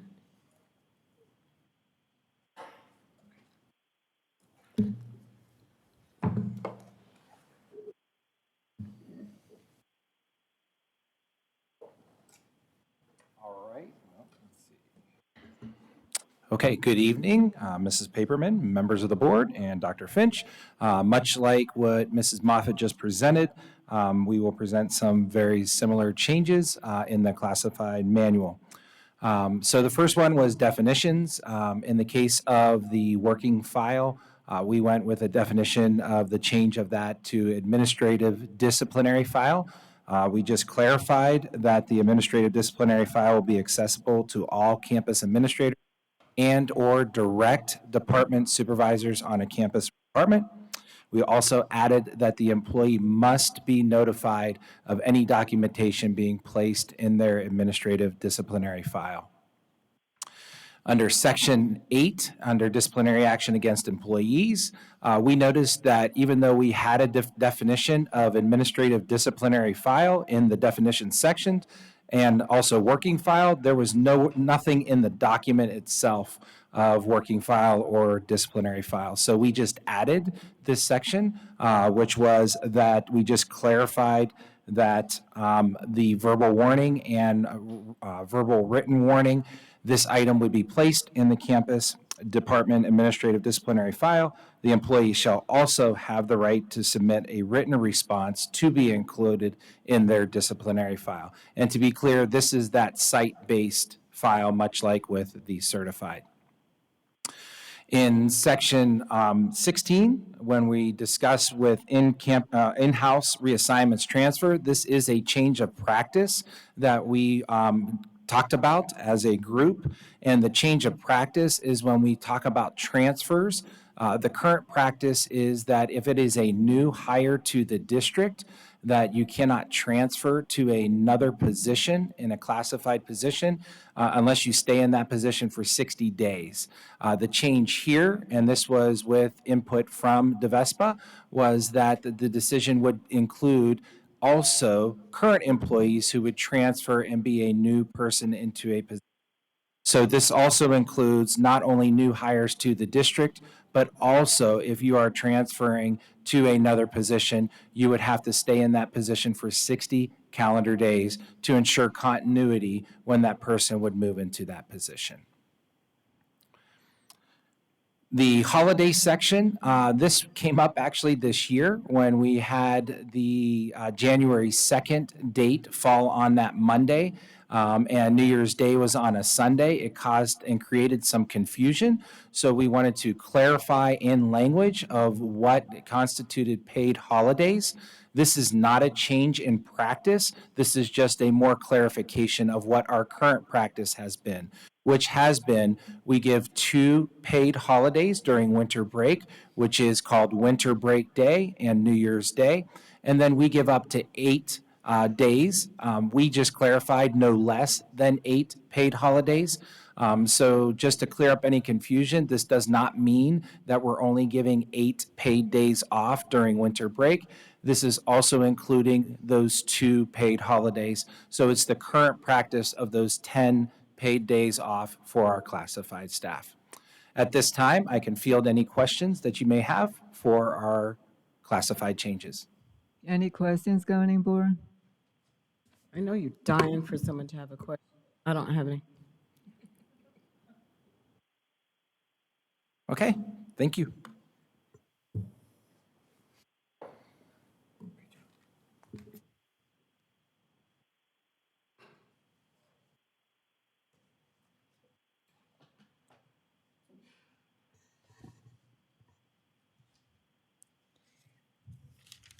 Okay, moving on to discussion. Item A, school year 2024-2025 salary and benefits priorities for the negotiator solution team. I put this on the agenda for the reason that, as I stated before, that there's needs with the classified. So the purpose is to support the district goals for hiring and retaining highly qualified employees and classified. So the goal is for the NST to come together to maybe think out of the box, as I stated before. What can we do to make sure that we meet the needs of the classifieds and even teachers that are low paid? And as I stated before, yes, I agree that everyone should get a raise, but a deputy superintendent that maybe is making 90,000 at 2% is not the same as someone that's making a $20,000 a year or $25,000 a year. So I brought this item here to hear the board perspective, if they have any other views. Mrs. Orway? at 10:20 at night or 10:25 at night. I think that this is a subject that deserves a lot of energy and attention. So perhaps we can send Sheila questions or concerns or out-of-the-box ideas that we have that we might not think that they've thought of. And then, I don't know, we could have a study session and include everyone in it so we can see what we're talking about. Well, 'Cause I this is think why we're I all put it on the tired agenda, now. yes, and All tired. yes, I mean, this is not the first time, even in previous board meetings in the past, that we stay until midnight. So I'm just asking questions for the board. I wasn't, Mrs. Fisher? I wasn't saying that we haven't been here till midnight because we have to shut it off because the recording stops. I'm just saying your brains, I mean, I've been up since 5 doing things, so I'm not as sharp as I usually am. Any other questions? I just want to add to that. I think what she's saying is just that it's getting late and that it is an important subject to talk about. And so to be as most awake as possible would be ideal. Okay, any other governing board has any other views to put this for consideration Let's put it on a study session. on a study session? Okay, so we'll, That's not require us send stuff in though, because some of us don't have that option. So let's just put it on a study session and bring it forward with actual data of the district. okay, so we'll do that. We'll put it on a study session so we can have those discussions. And we'll have an exit outcome and all that stuff, so it's not just a all over the place thing. We'll have a point to it. You know what I'm saying? Right. Okay. Okay. Okay, so this item, we'll put it on a study session. So we're going to item B, propose Arizona School Board Association ASBA 2023 political agenda. Okay. Mrs. Can I make a suggestion? Yes. That we, again, it's late, that we rank these and send our rankings to Mrs. Taylor, and she can do her magic with the rankings, and then we can put this on as an action item to have actual discussion. Okay. Yes, no, because that's how we usually do it. Yeah, we just need to send our top 5 priorities to Sheila. Okay, so She'll that's what rank we'll them do. and we'll get it together, whatever the tops are. Unless there's a tiebreaker, we'll vote on it at the next meeting. Mr. Carver won't be will be, At the next meeting, I will not be there. it will Okay. I'll be someplace much being more a fun than this. vagamundo. Well, you can send can- it prior to then, right? So, Yeah, I so can. I will submit it on I his ask a behalf. question. So I looked at the flyer, and so are we supposed to decide out of that information what's important and then, Pick your top 5 or You- you can add, I was going to say you could rank the top 5 that exist, or Okay. you can make your own top 5. or you can add, yeah. Can you give Mr. Carver an example? This is his first my, time. my concern was that the whole flyer was ASBA's political agenda for this next year. There's a In- committee. Well, What's that? there's generally a committee and this all gets kind They're of just put trying together. to, So They want us to This is their rank. dartboard. This is just what they're Correct. throwing out there. correct, Okay. because 9 times out of 10, none of what we want to happen happens anyway, so it doesn't Right. matter. So you Thank could you. pick your rank, or you can add, and then when we're done, it's gonna all go to a committee. That'll make another one of these for the next year. Okay, so this item will give the information to Sheila. Okay, moving on to reports. Mrs. Orway. Oh, now I get to go first, huh? Okay, so let's see, we've had so many things that show that our students are inquisitive, problem solvers, risk takers. I mean, they are awesome. So I was at the Barry Goldwater Senior Institute, and what that does is they have a year-long project all the seniors partake in it, where they choose something that they have an interest in, and they do a thesis, and they present, and who they present to is there are adults there, but mainly it's the juniors that are going to take this project on. So they have so many great presentations. There's 3 that come up or that show up at the top. And I am proud to say that I think this is my 13th year that I've been able to be wowed by these young students and the remarkable changes that they are making on their campus and throughout the district is amazing. We had another Barry Goldwater student, whoever's here, Brandon Salisbury, known the kid since before he was the Eagle Scout. And he won, or earned, I will say earned, the Bezos Award, which gives him, I think it's like, I'm going to get the numbers wrong because, again, I'm tired, but it's like $25,000 over the next couple, or the next year, for him to implement what his project was mental health throughout the district. It's just an amazing thing. But anyway, so that's, one of 400 things. We saw so many things tonight. So our students are learning how to be independent and how to be thoughtful humans. So blah, blah, blah. And we discussed a lot of what I was going to say during it, but I have had conversations with employees, parents, guardians, business owners that are all looking forward to the culmination of this school year, knowing that there have been adversities to overcome, but there have also been some bright lights. They're also looking forward to the way that we are going to continuously improve on our best practices. I was going to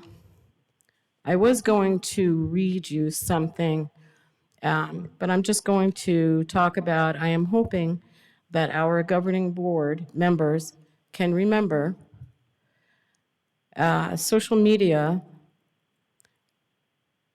is an interesting place for you to live when you base what you're writing in fact. When you do not put things down that are factual, it hurts our district. Words, half truths are full lies, and it is not always what one says, it's what they don't say. And in this case, what I'm referring to is the truth. So I would hope that we can all go back and look at our board ethics and remember what we talked about, posting garbage and untruths on social media. Mrs. Simachek. Yep. Pretty brief here. Over the last couple of weeks, I was able to attend the Bear Goldwater dance performance. Their show was titled Game Night, so dances were choreographed to different game titles and songs that were really creative. I was also able to volunteer at Union Park over the last couple of days to help administer the end-of-year dibbles. I've been doing this for several years now, but as a board, I did it as a volunteer this time.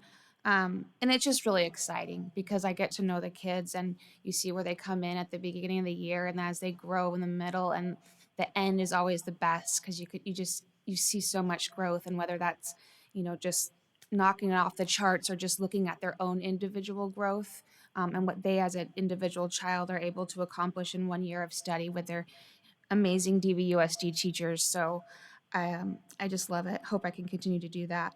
Last night was pretty busy for us at DVUSD. We had a lot going on, athletic banquets across our K-8 schools. Boulder Creek High School and Barry Goldwater held their awards ceremonies honoring our academic excellence of our seniors. So I had the opportunity to attend the event at Goldwater. I also enjoyed the recognition of our underclassmen and their academic excellence as well. Goldwater does a academic letter program, which is pretty cool. So historically, I think we all think of like getting your letter through athletics, but they have an academic route to take as well. I did want to just real quickly talk about my concerns and just really to simply acknowledge the results of the survey, specifically the questions regarding the board. We did show a significant decline in the confidence in our board, including making informed decisions, not just making decisions. When I read that, I think of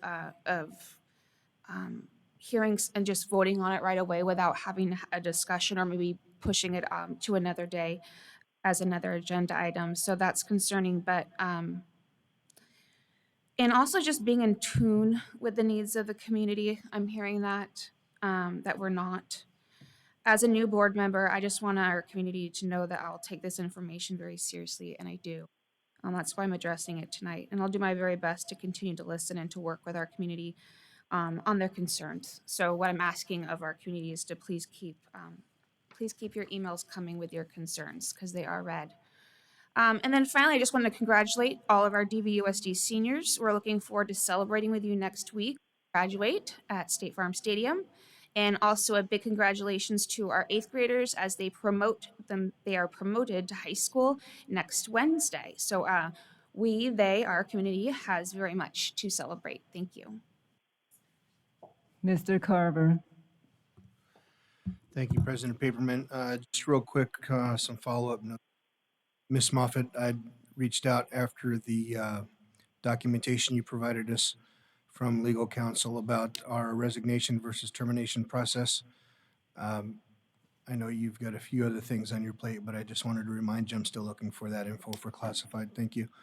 And Dr. Z, I know that we're trying to find somebody to be in charge of safety, but if we could get that document that I'm looking for as to what our lockdown process is, that we can make available to the public. I know that the school year is about over, and that's probably a good reason to put it off and wait until we get somebody hired, but there's folks in the community that have been looking for that response from me ever since the Boulder Creek incident. So if you could find time in your schedule to put something together for me, I'd appreciate it, so I can check that off my list.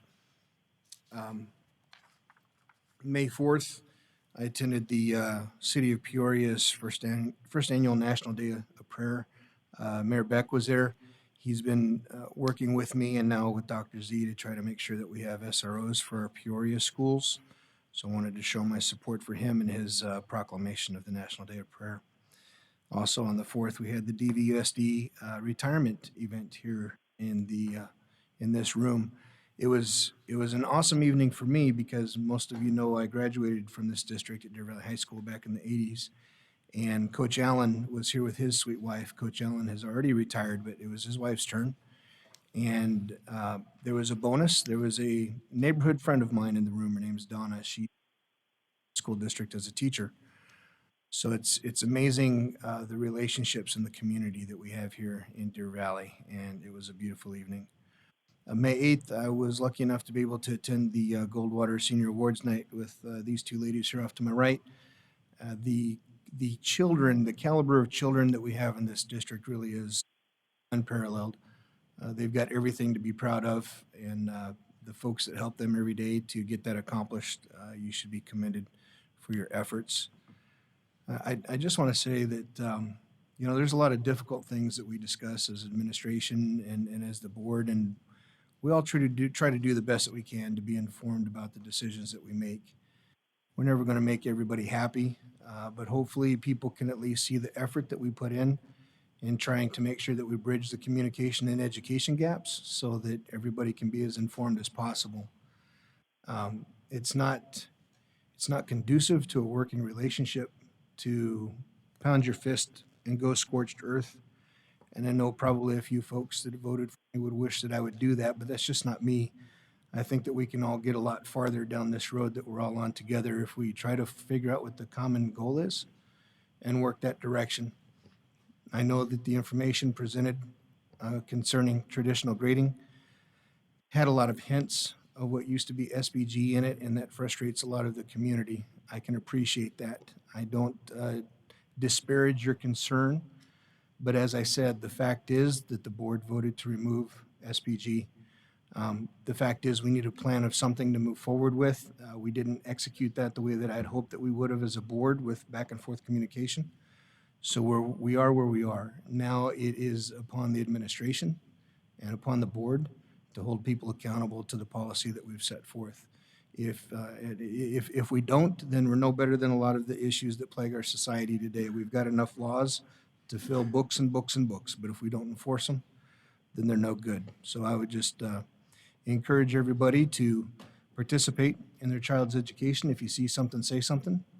You know what the board voted on, and we just need to move forward and do the best that we can and identify issues as they arise. Thank you. Mrs. Fisher? Yeah, it's been an interesting while. I'm not sure if I missed this or if it was after the last board meeting, because I didn't write down dates. But I had a blast at Inspiration Mountain for their Dr. Seussical Jr. It was a blast. The kids were adorable. They did a great job. And it was just beyond impressive. As always, I enjoy the retirement event. Not because anyone's leaving us, that's kind of the sad part, but some individuals who spend a lifetime in education truly have beautiful accomplishments, not because they say it, but because we can see it. Some say it, some see it, and that's where you see it.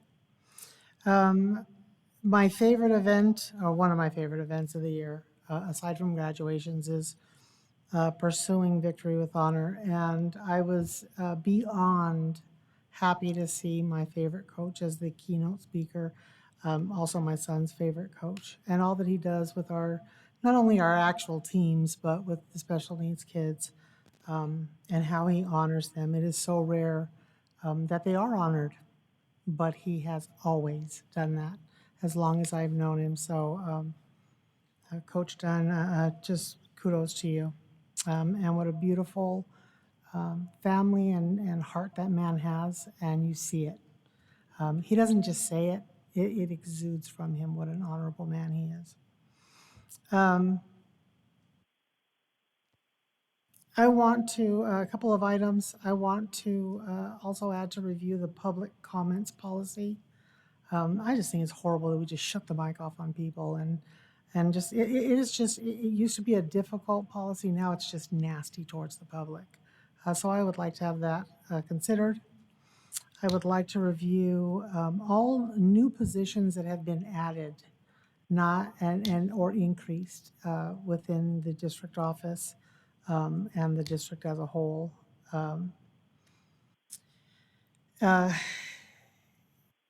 I want to be, well, I want to, just kind of off with what Ms. Ordway had said, I do want to also remind board members that when they make statements that are false here on the dais, or when they share false gossip in the community, it is equally damaging, if not more damaging than anything on social media. And orchestrated it's just horrendous. It just is.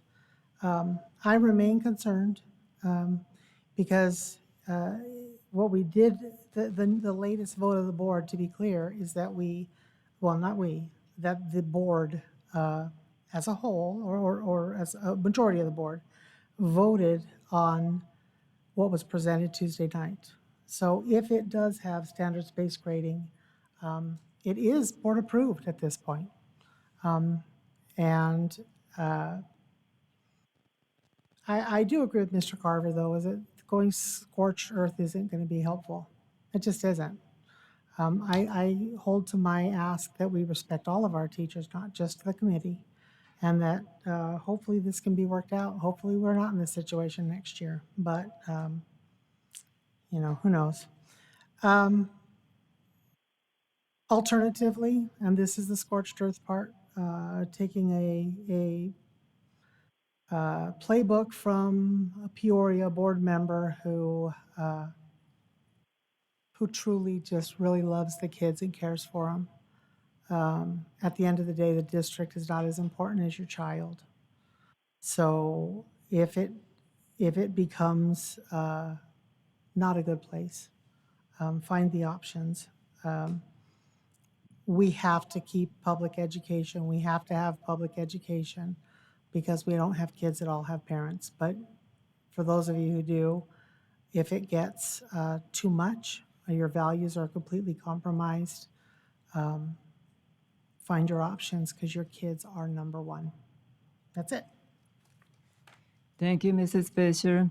I would like to say Happy Teacher Appreciation Week. I hope I didn't miss it.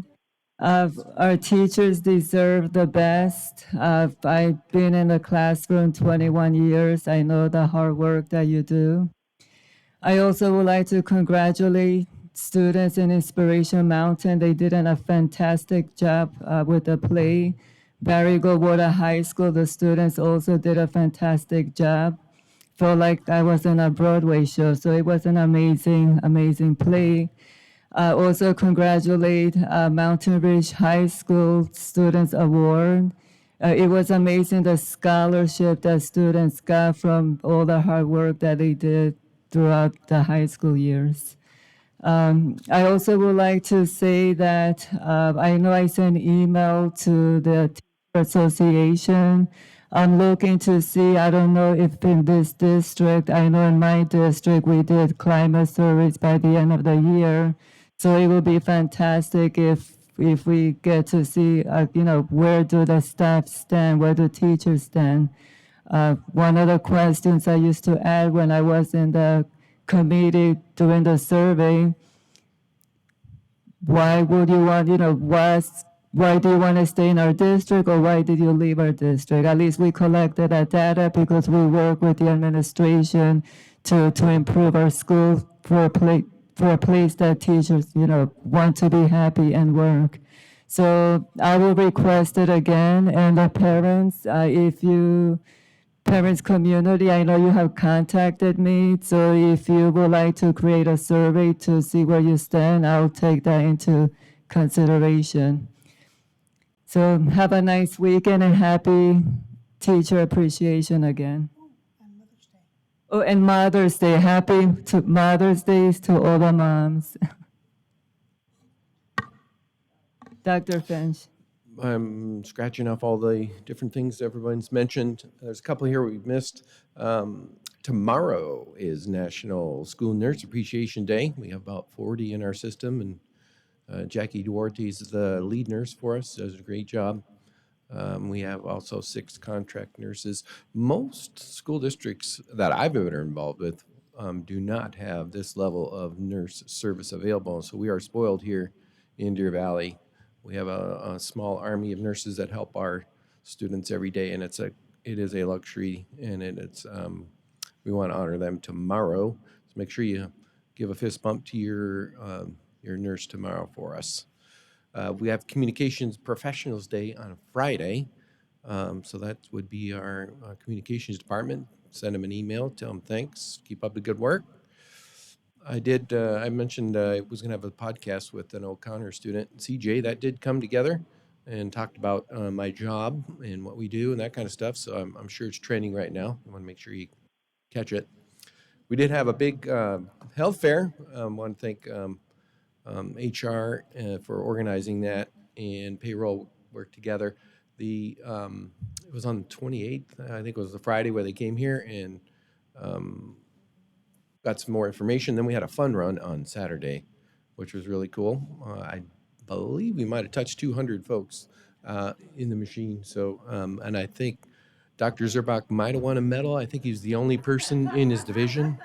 So we actually had to give it to him. So, yeah, it was not very eventful. But he will show you his medal if you want to see it. I also, too, enjoyed the... oh, he probably has it on. Yeah. Yeah, he sleeps with it, I believe. Yeah. Yeah. The retirement event, what's neat from me, as I go and talk to all the folks as they come in or sneak up to their table, 9 out of 10, every time, I always bug them, are you going to come back and help us out? 9 out of 10 said yes.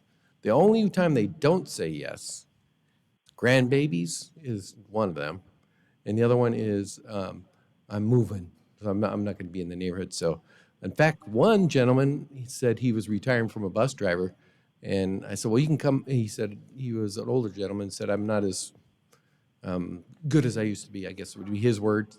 And so I said, well, you can come back and be a parapro. And he's like, really? It's like, yeah.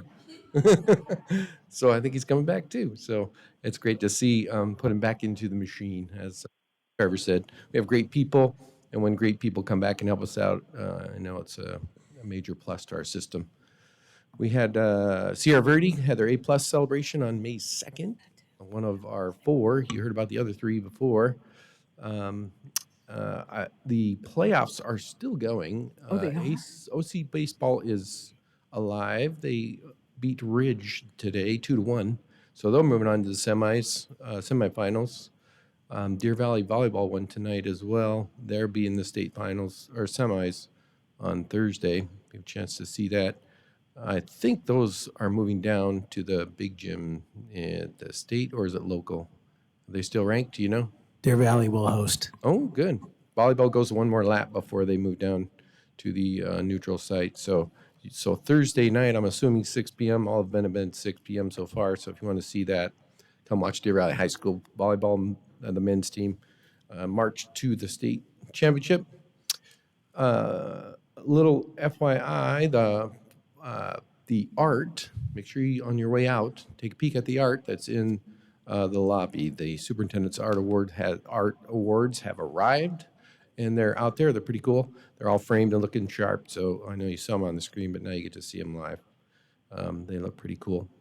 And obviously, last but not least, graduation is coming. It's a pretty exciting time of the year. It's the culmination of 13 years of work, and we get to hand our diplomas out to our kids, and we are excited for the next adventure.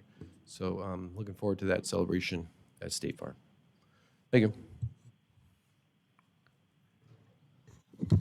Future meetings are posted. Our next meeting is May 23rd. Can I get a motion to adjourn? Make a motion to adjourn the meeting at 10:53. Can I get a second? All those in favor, say aye.